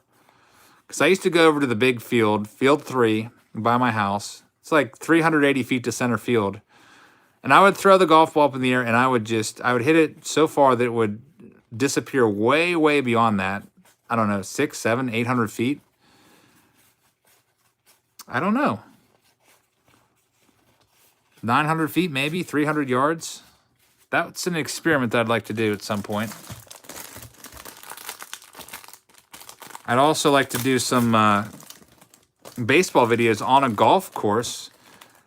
That's right, Vintage Composer. That's why I bought a bat at a flea market for $1. It's like a 33-ounce bat. Someone's old bat from Little League somewhere along the way, and that's what I'm going to use it for, I think. It's a $1 bat, so sorry, CJ. This pack's going to be a dud. Goose Gossage, Hall of Famer, though. All commons so far.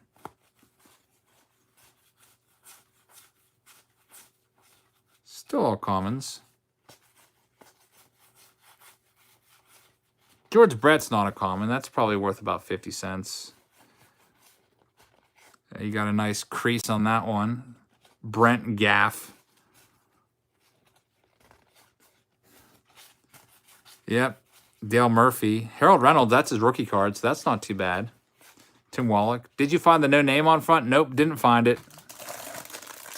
I would say the chances of finding a Tim Wallach are roughly, or not Tim Wallach, no name on front. Very, very, very slim. Maybe like 1 in 10,000 cases or something like that. Thank you, Greg. What kind of work are you doing?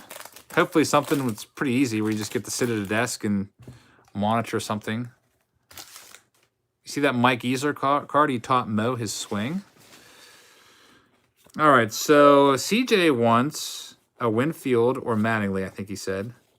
So far, we haven't found either.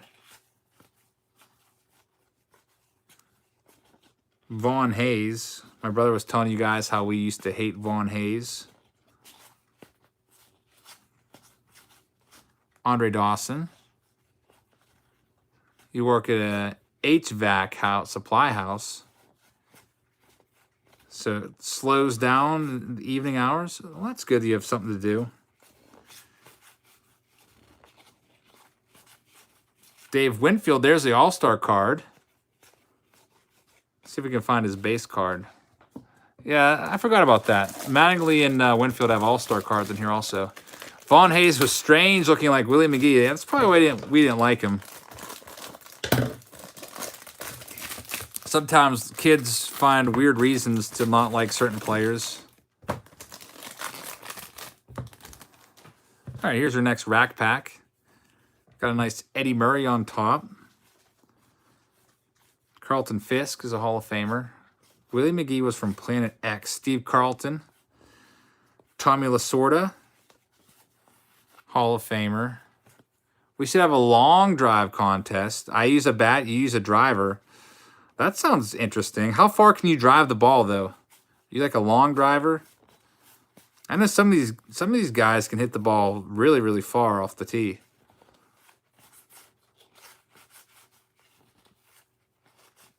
I didn't like Terry Steinbach because he sucked in RBI 4. That's a good reason. I used to like Cecil Fielder a lot because he was awesome in RBI 4. Remember this big bat? Home Run Derby, RBI 4. Everybody wanted to be Cecil Fielder. Dave Durango said he once saw Tommy Lasorda eat 23 hot dogs between innings. Remember the Philly Fanatic making fun of Tommy Lasorda? Had like a mannequin dressed in like Tommy Lasorda with a big belly. And Lasorda was not having it. He marched out of the dugout and like chased down the Philly Fanatic and stole the mannequin. First he stole his quad, his ATV.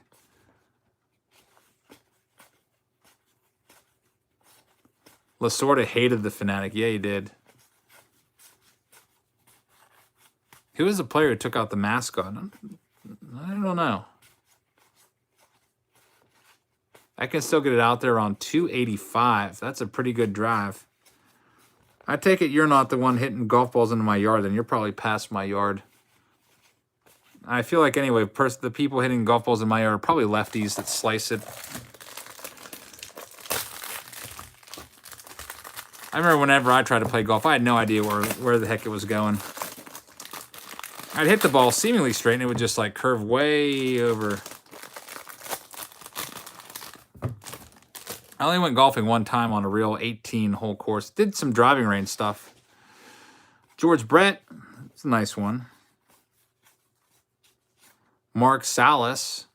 My brother and I used to call him Mark Salalaz, and we used to hate this guy with a passion. I don't know why. Mark Salalaz. Certain players when we were little kids we just did not like. And then certain players we did like. Like I used to like Andy Van Slyke a lot. My brother liked Jose Lind.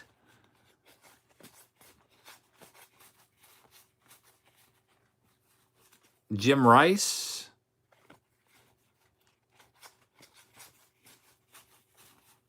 Jorge Bell. You made a hole-in-one. I just played behind me, so I quit that day. Yeah. I've only made a hole-in-one in mini golf. I haven't played mini golf in years. I think the last time I played mini golf was like down in Florida in 2011. Or 2010, 2000. I don't even think I was married yet. That's pretty crazy. How much mail do you have for Friday? Right now, not too much. Maybe like 7 packages. Not a ton.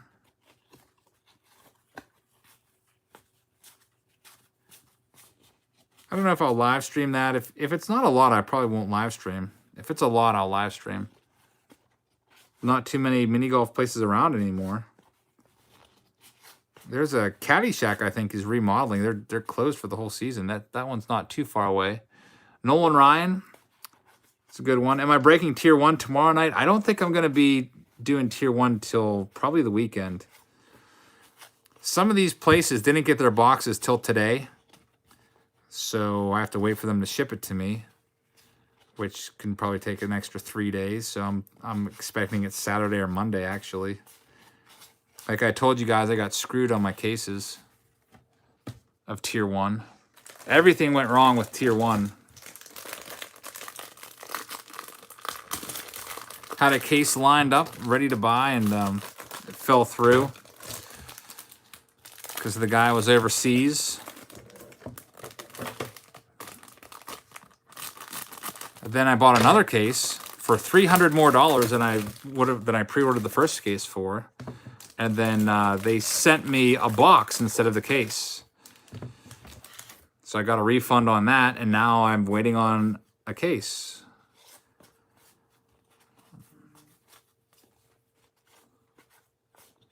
I got to look into getting like a business certificate so I can just order directly from the distributors and bypass all the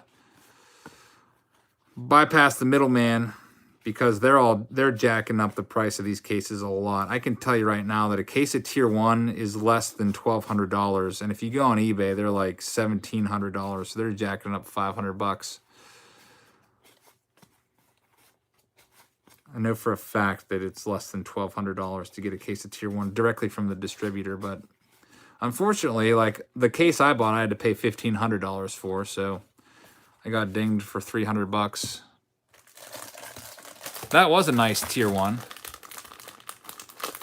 Yeah, if I could get cases, I think they always have an allotment. Like you can't get that many. Like the guy that owns Juniata Card says he usually only gets like 1 or 2 cases that they give to him. I guess they take into account the amount of sales you do. And Gary says you need to get a website and cut out the eBay fees. You're definitely right. Somebody actually, some website developer bought out jabsfamily.com and is trying to sell it to me. And I'm unsure if I should do it or not. The price on the website would be $3,000 is what he quoted me. $3,000 to sell me jabsfamily.com, which I don't know how I feel about that, because I feel like that should be my website, because that's my name. Somebody beat me to it because I didn't know how to get it.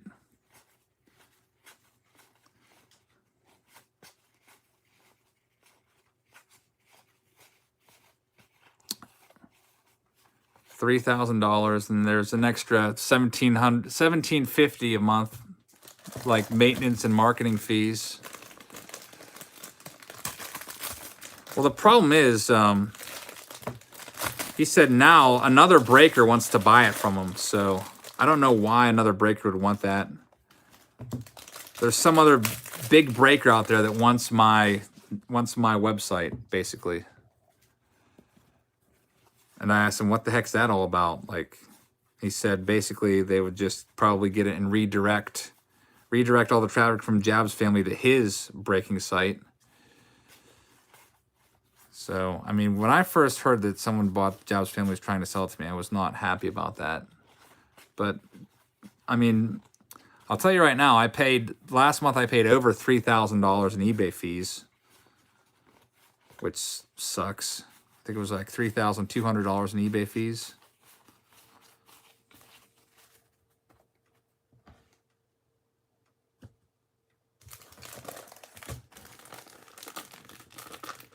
So I don't know what to do. Website speculation is a real thing. Yeah, it kind of sucks.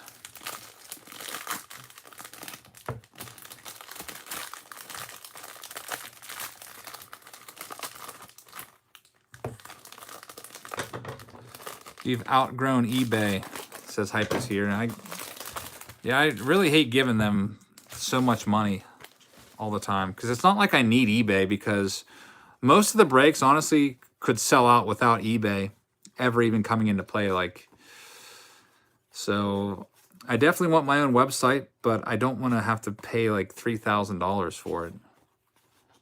Especially, like, how much does it cost to even get a website? $10 on GoDaddy.com or something like that?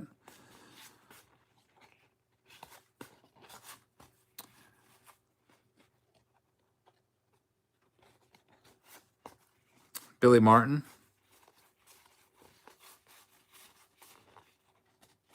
I'm not very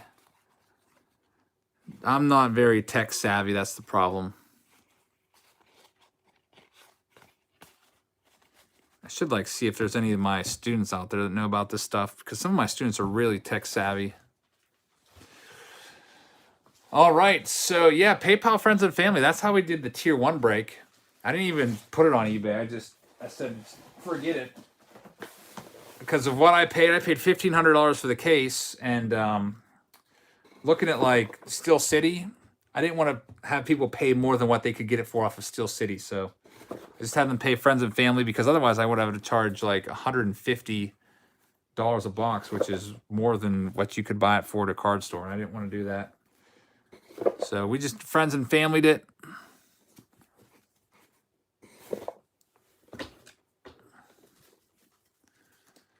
All right, so that's it for CJ's. We're down to our last box on the night. Grab it out of the case here.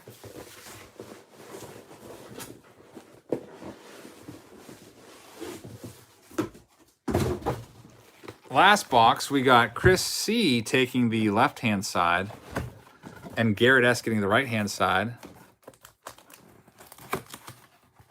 Adam B says he has no tech expertise and he designs very professional sites on, what was that, Squarespace?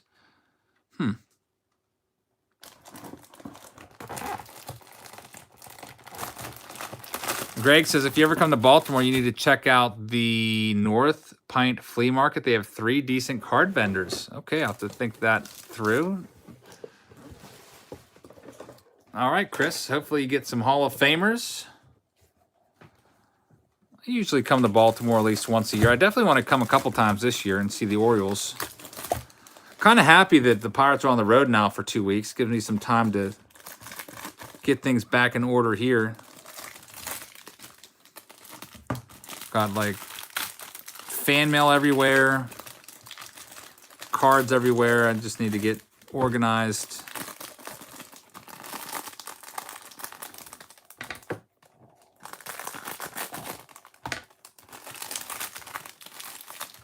Valkyrian says, I've been trying to find Rack Pack boxes here in Kansas City, being new to the area and not knowing where to hunt. Yeah, it's tough to find these rack cases.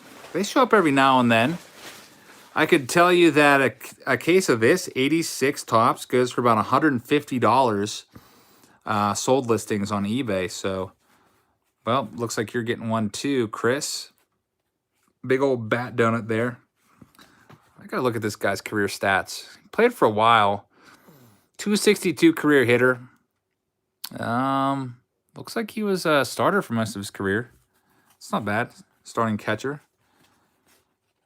I mean, 400 at bats basically tells you he's a starting catcher because catchers can't play every day. They usually play about, starting catchers, I don't know, 5 days a week on average. Andre Dawson, Willie Mays, sticking together here with Brian Snyder. George Brett. Bo is in the traded set. Yep. Bo is in the traded set. Jose Canseco's in traded. Barry Bonds. There's Wade Boggs. Will Clark. John Kruk. Lee Lacy. There's one of those weird creases again. I don't know why some of these have that weird crease. All right, let's see. Next one, you get the 86 All-Star Team card. You get a checklist. You get a Howard Johnson. You get a Pete Rose years card. And another checklist on the back of that one. A couple checklists. 86 Topps has those nice red backs.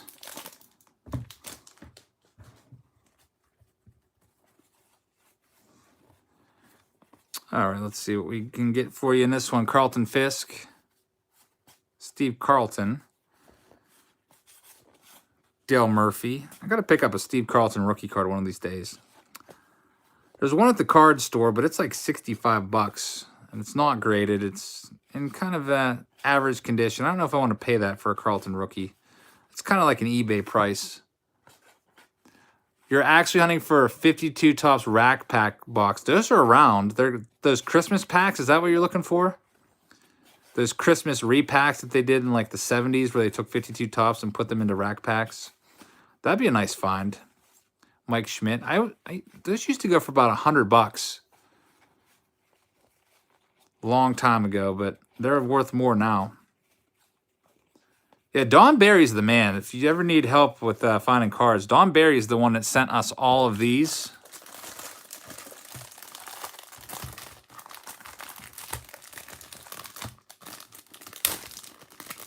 Where did you get all these from, Don? Did you inherit them, or did they get passed down to you some way, somehow? These are in really great shape. I was surprised when I opened these up. We opened up on Fan Mail Friday, and I looked at the condition of the packs, and they were like immaculate. It's almost like they're right off the line. Don is the man. Don Barry. Hopefully you've all subbed to his channel if you haven't already. Next time he comments, click on Don Barry and sub to him. How do they smell? Just like they did in 86. There's no hint of any mildew or any of that silliness that you have in the 80s cards. You still have about 70 cases from a huge collection you bought. They were all still sealed cases. That's crazy. That's a find. 70 cases.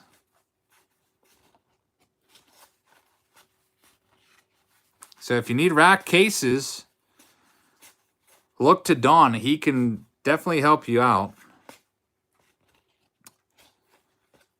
I would love to find a find like that. If I could find 150 like sealed cases for a good price, like I don't know if you want to say what you paid for these, but imagine finding like 150 sealed cases for I don't know,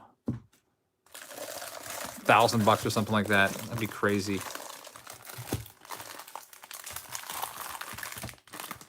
I want to start doing this summer, going and doing storage lockers. I've heard of people finding just like 1 million to 5 million cards in storage lockers and getting them for super cheap. You find a storage locker filled with cards and you don't have anyone there that wants to bid a bunch of money, you could really come out in the black there. 101 cases for $1,100. Holy cow. That is a deal. Storage Wars Jabs Family Edition. Yeah, definitely I want to do that. Seems like anytime I find storage auction, you can't touch before bidding, only look. That's the thing. I mean, I know what all the cases look like. So like cases of like Topps, I'd be able to tell just by looking a lot of times, like if it's a rack pack case, if it's a wax box case. Usually the wax boxes are different colors, and the wax boxes for Topps have the prices on them. So like if it's a red case with 35 cents on it, I would know that that's a 1988 Topps wax box. If it's a blue case with blue printing and 35 cents on it, I would know that's a 1987 Topps wax box. So I feel like even if I'm not able to look, if I could still, or be able to look through them, if I could just see the cases, I would know basically what I have.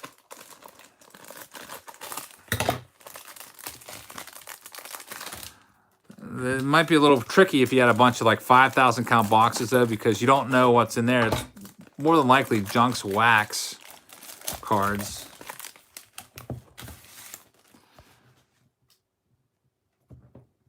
Don Barry says, I'm working on a card store that closed a decade ago and put everything in a storage locker next. Don, that sounds like you have a lot of content you could be doing for your YouTube channel there if you have videos you'd like to post. Storage finds like that would get a lot of views, I think.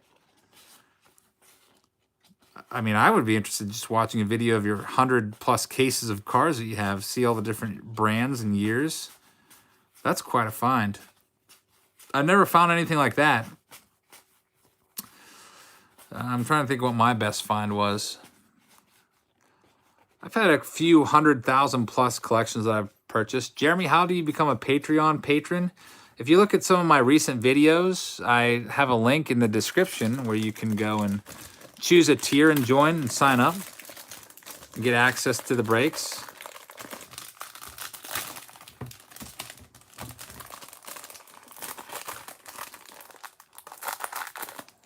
Maybe one of these days. I feel like someone's probably going to come across my channel that wants to sell, and one of these days sell me their whole collection for who knows what. Hopefully a fair price.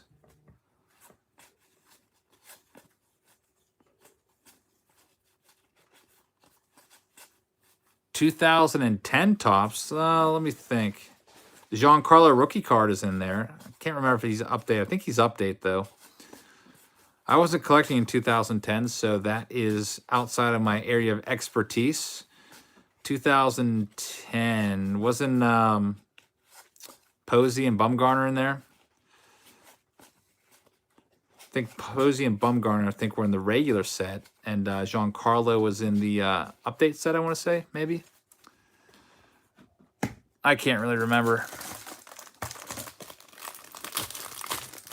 I don't think I ever even bought a pack of 2010 Topps back when they were out.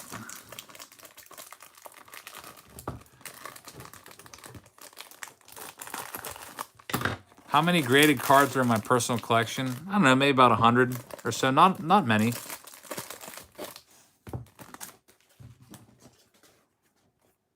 I've got a bunch of cards I'd like to get graded, but I've not had the time to go through them all and prepare them and everything. Yeah, 2010 was a nice design. Yeah, there's some people that have thousands and thousands and thousands of graded cards, though. Maybe about 100. And I'd say probably about half of those are from cards that people sent me and through fan mail. Aspie for Baseball, how's it going? Why can I not get Ray Burris to move? There he goes. PSA is the best to get off. Yeah, I like PSA the best. Some people like BGS. There's also there's off-brand grading companies out there like FGS. My brother bought a couple FGS cards at the flea market for $1. I mean, if you're paying $1 for a card that gets a Gem Mint 10, probably not a very good company. I know some people hate PSA really, really bad. In some of my travels, I've talked to people, and they absolutely despise PSA because they feel like they manipulate the market and stuff like that. They feel they give grades to certain cards that should not get certain grades. Like they'll give an 8 or a 9 to a card that should get a 10 just to keep the market at a certain price level or something. Card Collector 65 JW says, hasn't been a super chat in a while, so here I am. Thank you very much for that $2 super chat. Really appreciate that.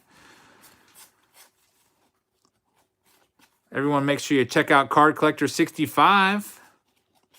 Give them a sub.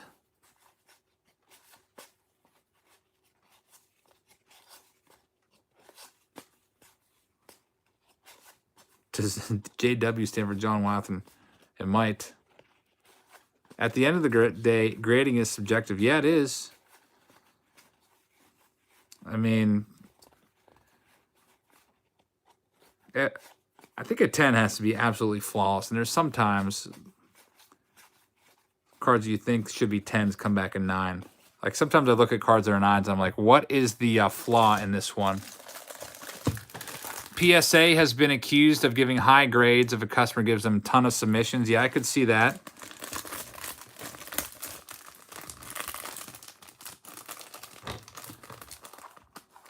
I mean, that's all alleged. I don't really know, but I just know that one guy had Roberto Clemente he sent in to get graded, and it came back like a 6, and he was absolutely livid because he felt it was pristine.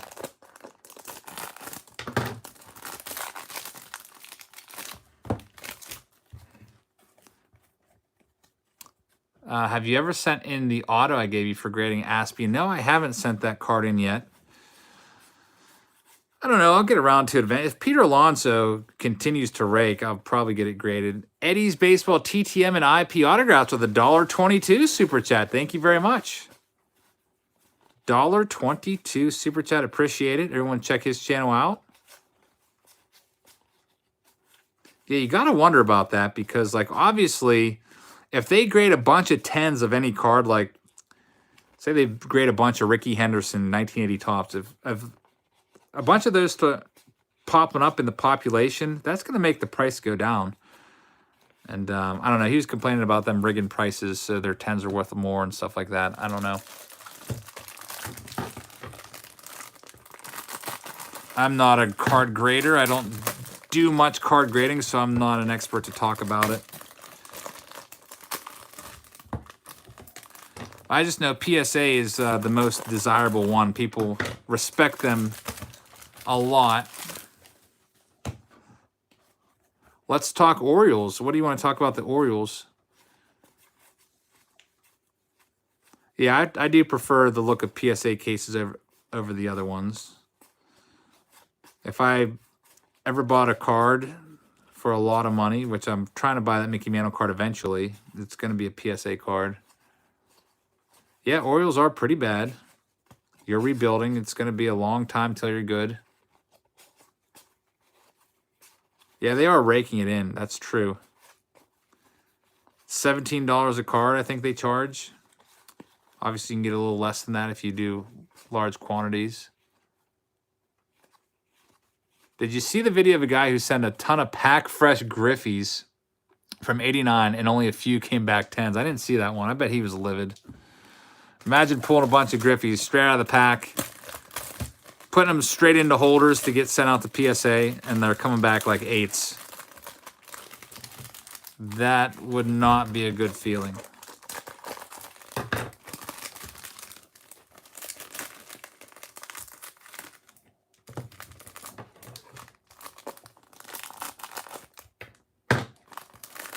I had a person break an Aaron Rookie PSA 3 and replace it with a reprint. That's shady, says Randy. Yeah, there's some cases of that where people would get graded cards and take the graded card out of the case and sneak a reprint in there. Supposedly they're trying to make it harder now with more tamper-proof resistant cases, but some of the older cases, that was being done. And that's shady as heck. So, I mean, they get the card graded, take the original out, put a reprint in, get the card graded again.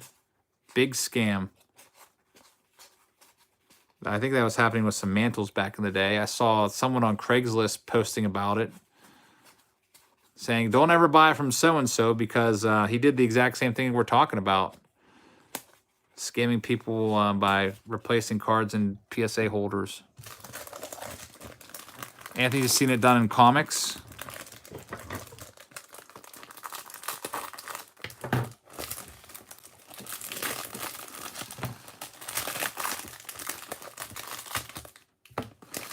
All right, this is the last pack for Chris. Then we have one more stack to go. And then it's time for me to go to bed. Tomorrow I'm planning on working on more fan mail on my prep period at school and also my lunch break. Probably will be able to crank out about 20 more responses tomorrow, hopefully. Come home, do a Throwback Thursday. Try to get some more stuff sent out from eBay. There's a nice Don Mattingly. Bobby Cox with the Blue Jays. Reprint should have a different back. Well, the people making reprints are doing it for nefarious purposes. It's not like it's the reprint. The ones that Topps do usually have a little like thing at the bottom where you can tell it's a reprint. Aspie for baseball. I have a nice card that I'm probably going to send you. I don't know if I want to tell you what it is or not, or let it be a surprise, but it's an autograph card. It's a nice numbered autograph card. Just found it the other day. I think it's worth at least $100, so I wanted it to be pretty valuable. What's tomorrow's throwback? I'm still deciding between 81 Fleer and 86 Fleer. I don't know which you guys prefer. 86 Fleer probably has a little bit better rookie cards in it, but 81 Fleer is older. Plus, we have the chance of having another snafu with 81 Fleer. Maybe we'll get an early production 81 Fleer case, and it'll just be like the 81 Donruss case all over again. I hope not, though. 86 Fleer definitely is nicer. 1966 Topps break. That would be very, very expensive. All right, this is our last stack. Let's go into Garrett S. Chet says he faked an auto of Sosa card and traded it to his friend. Still feels bad about it. Yeah, I remember that kids used to do that from time to time. Sometimes I'll buy collections and there'll be autographed cards in there, and then I look them up on eBay or whatever to compare the signatures, and it's apparent and obvious that some kid just signed on them. Patrick, I've got about 230 packages to do for Patreon, and of those, I think maybe like 30 of them are from the April ones. Got most of the April ones out, but yours is still not sent yet. I was waiting to see if I could find that card, just send it all together. I'll probably do that for you by this weekend. Because I think you have a $15 and a $7 tier. You're in there twice. George Brett. You got in there before I closed off those tiers. Those tiers are closed down now. They're sold out. I got to start trying to limit it a little bit because if we keep getting more and more people...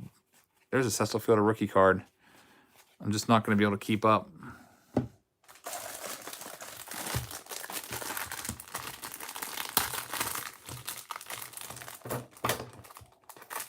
I mean, maybe in the summer when I have a little more time, I'll be able to open those tiers back up to new members. But I mean, with being gone for teaching 10 hours a day, it's just can't keep up. Cannot wait for the summer, Legion. Cannot.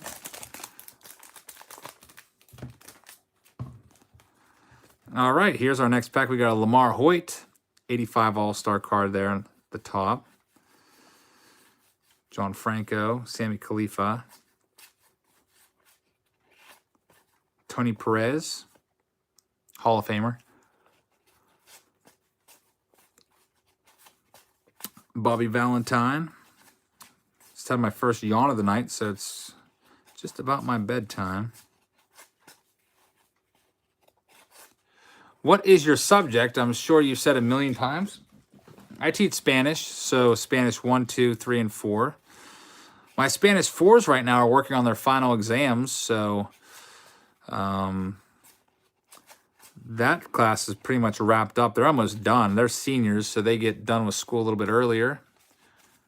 They only have, I don't know, they have 4 days next week. So we only have 6 more classes with them, and then they're out of here.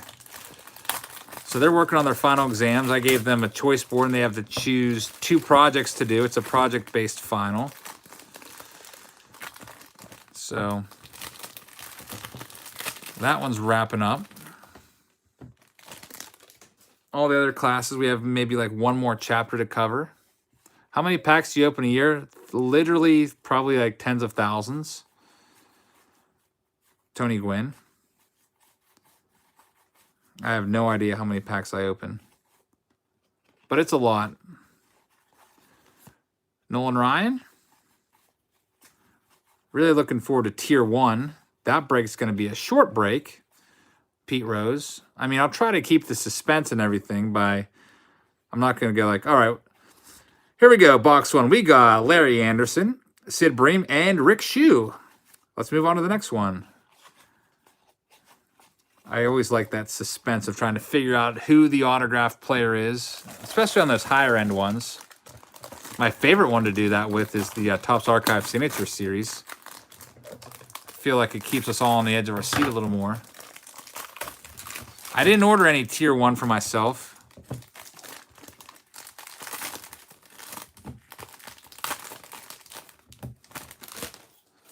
Joey Gallo became the first player to have 100 homers before 100 singles. Yeah, that's a crazy stat. Joey Gallo had some years that were pretty lean on the singles. Not a lot of hits. Low batting average, lots of strikeouts.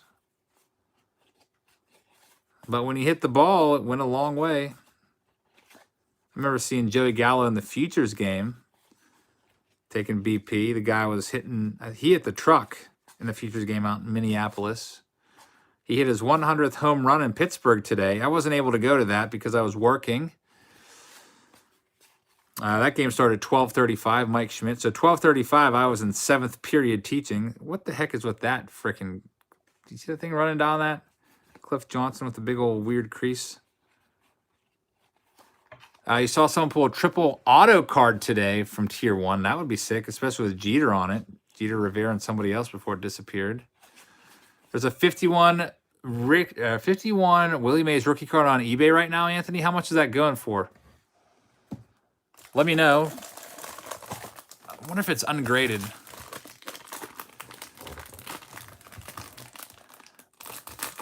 I would probably buy that. Bid is at 2,200. PSA 2.5.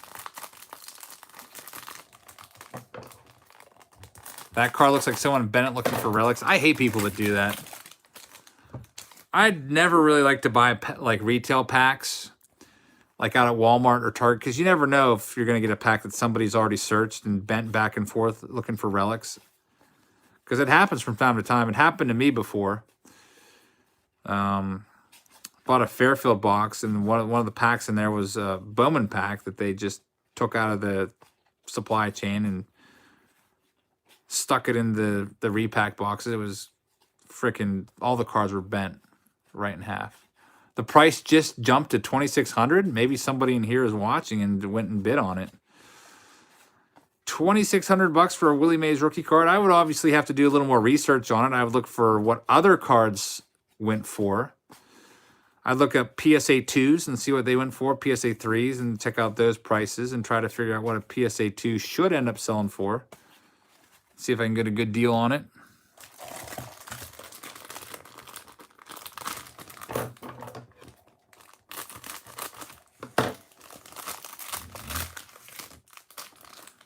What's the most expensive card I've ever purchased? That is a good question. I bought the Nolan Ryan rookie card for about $150. 1968 Topps. I bought a 1957 Topps Mickey Mantle for, I think, $300, but I gave it to my dad for a birthday present. Trying to think what else. It was a lot more.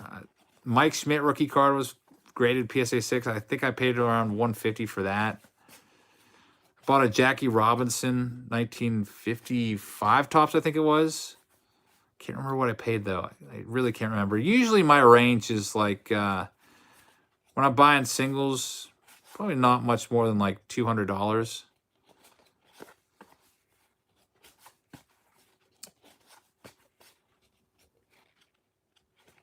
Haven't really had even time to like add any cards to my PC recently because I've been so busy. 54 Robinson's your oldest card. That's pretty sick. We've got a whole stack of 54 sitting right here. Check these bad boys out. A bunch of 54 Topps cards. Got those listed for sale on eBay. They're all kind of like beat up condition. I bought a lot of them, I don't know, 2 years ago and listed them all individually on eBay. And there's still a bunch left.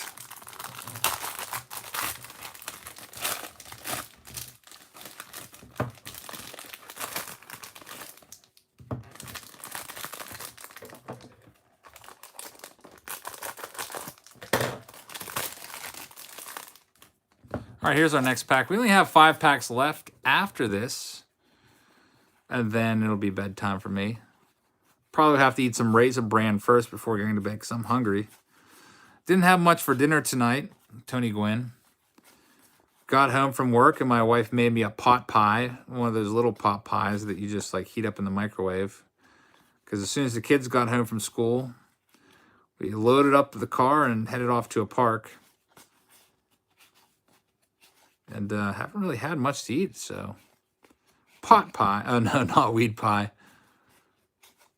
It's, you know, like vegetables and turkey and stuff. Harold Reynolds rookie card.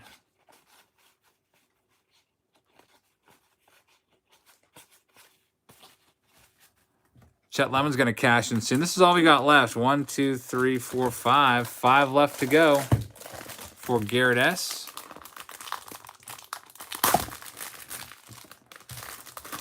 Looks like the tripod just took a hit there, but still standing. Nathan says, I'm going to buy some used toilet paper. Anyone got some? That reminds me, I was supposed to go to the store and get some toilet paper tonight, but I didn't do that. We have a half roll left in the entire house. So that's not good. Getting low. Probably have to stop on the way home from work tomorrow and pick some up. Ossie Smith. You're going to come let Chet Lemon come stay with you? Nah.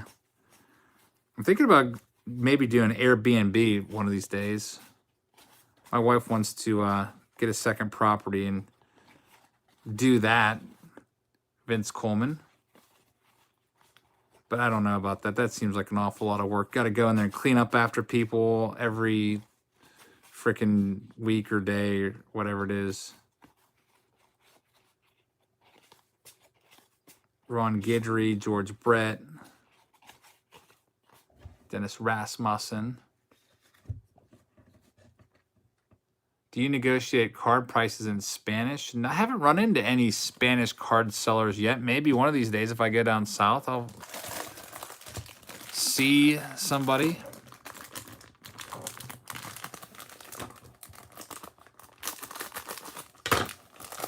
I really want to start, me and my brother both were talking about going more outside of our range to some flea markets, because right now we usually go within 2 hours of home. But people keep telling me there's really good flea markets out in New Jersey, and that'd be a fun little trip. Go out to New Jersey and stay on the beach, go to Atlantic City, maybe check into a casino. And I haven't been in a casino in a long time.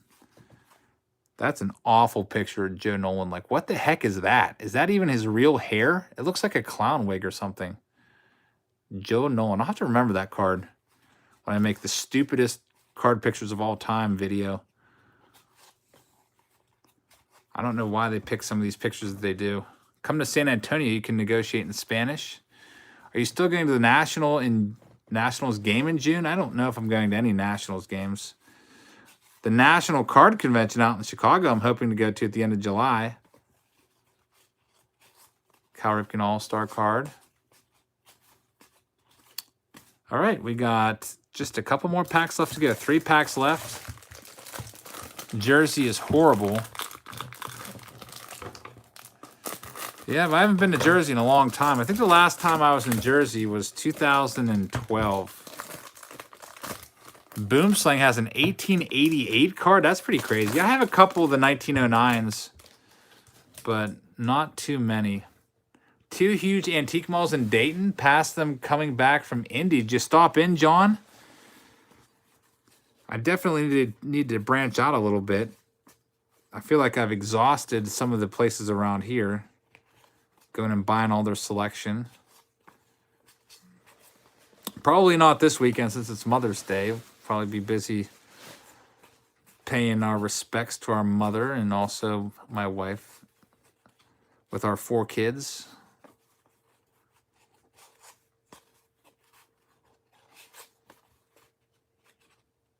You boys ever been to Richmond, Virginia? I've been there, but not for looking for cards.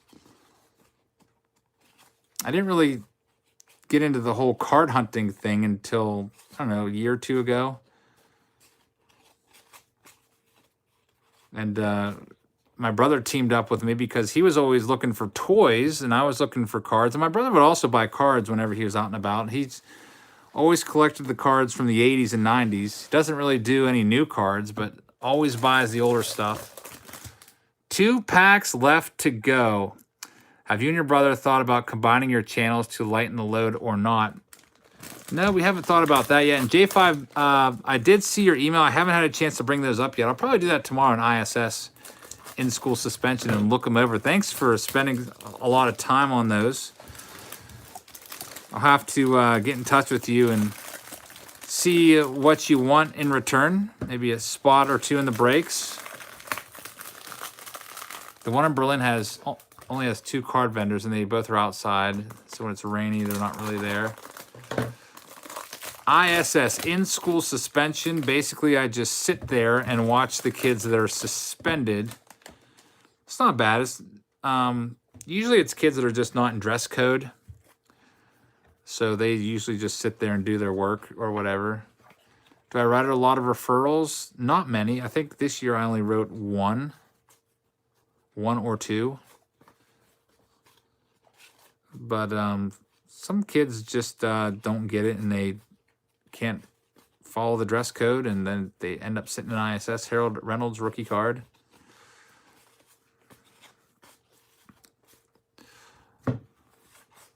We call it ASP, Alternative School Program. Yeah, they have different names for it. I know at the middle school in our district, they call it LAC, Learning Adjustment Center, or something like that.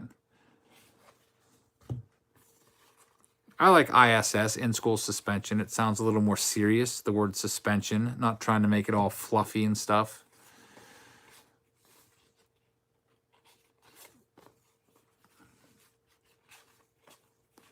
Do they still have MISS? Used to do it 35 years ago. I don't know what that is. MISS? Onyx is a sick name. Does your school allow SWATs? No, no swatting in my school. This is our last pack. There used to be some interesting behavioral corrections used back in the day when I was in school. I remember this one kid. They used to put him in a cardboard box because he would have tantrums. So they had this big box. It was like a refrigerator box in the front of the room. And they literally put this kid in a box. And he would spend most of his day in a box. I swear to God. You probably would get sued for that nowadays. The kid obviously probably had like some kind of like mental issue, or he would have had an IEP nowadays, but oh yeah, for sure. I just remember he would get upset. He would go in his box. It was pretty crazy. Pete Rose. I remember my one teacher used to leave me in charge of the class and go out and smoke a cigarette. Like literally, I was a first grader, and she'd tell me to come stand in front of the room and watch everyone and tell me if anyone got out of their seat or did anything. So basically turned me into a school snitch, a first grade snitch. I always thought it was cool. They're like, wow, I'm in charge of the class. First grader. So that's it for this break. We've broken everything. Thank you to all 12 of you that bought into the break. And I'll be sending those cards out, I don't know, within the next week or so. I've got some 500 count boxes coming in the mail, which should be here soon, which will help me send these out a little bit easier than, I don't know what I would do, put them in team bags and try to get them that way. But we'll get those sent out. Throwback Thursday tomorrow, either 86 Fleer or 81 Fleer. They're both baseball card exchange authenticated boxes. I will put them on sale tomorrow afternoon on Patreon. They usually sell it in like a minute. So I don't know. Maybe I'll do a scheduled listing and just be like, guys, at this time they're going on sale so you guys can all have a better shot. I don't know. I'm trying to think of the best way to do that because I always feel bad when they go really quick. We got Fan Mail Friday on Friday. Right now we have like 7 packages. I don't know if that'll be a live stream or not. And then Saturday we have a really nice flea market video coming. Me and my brother out in Ohio. So that's it for tonight. Thank you once again, everybody. I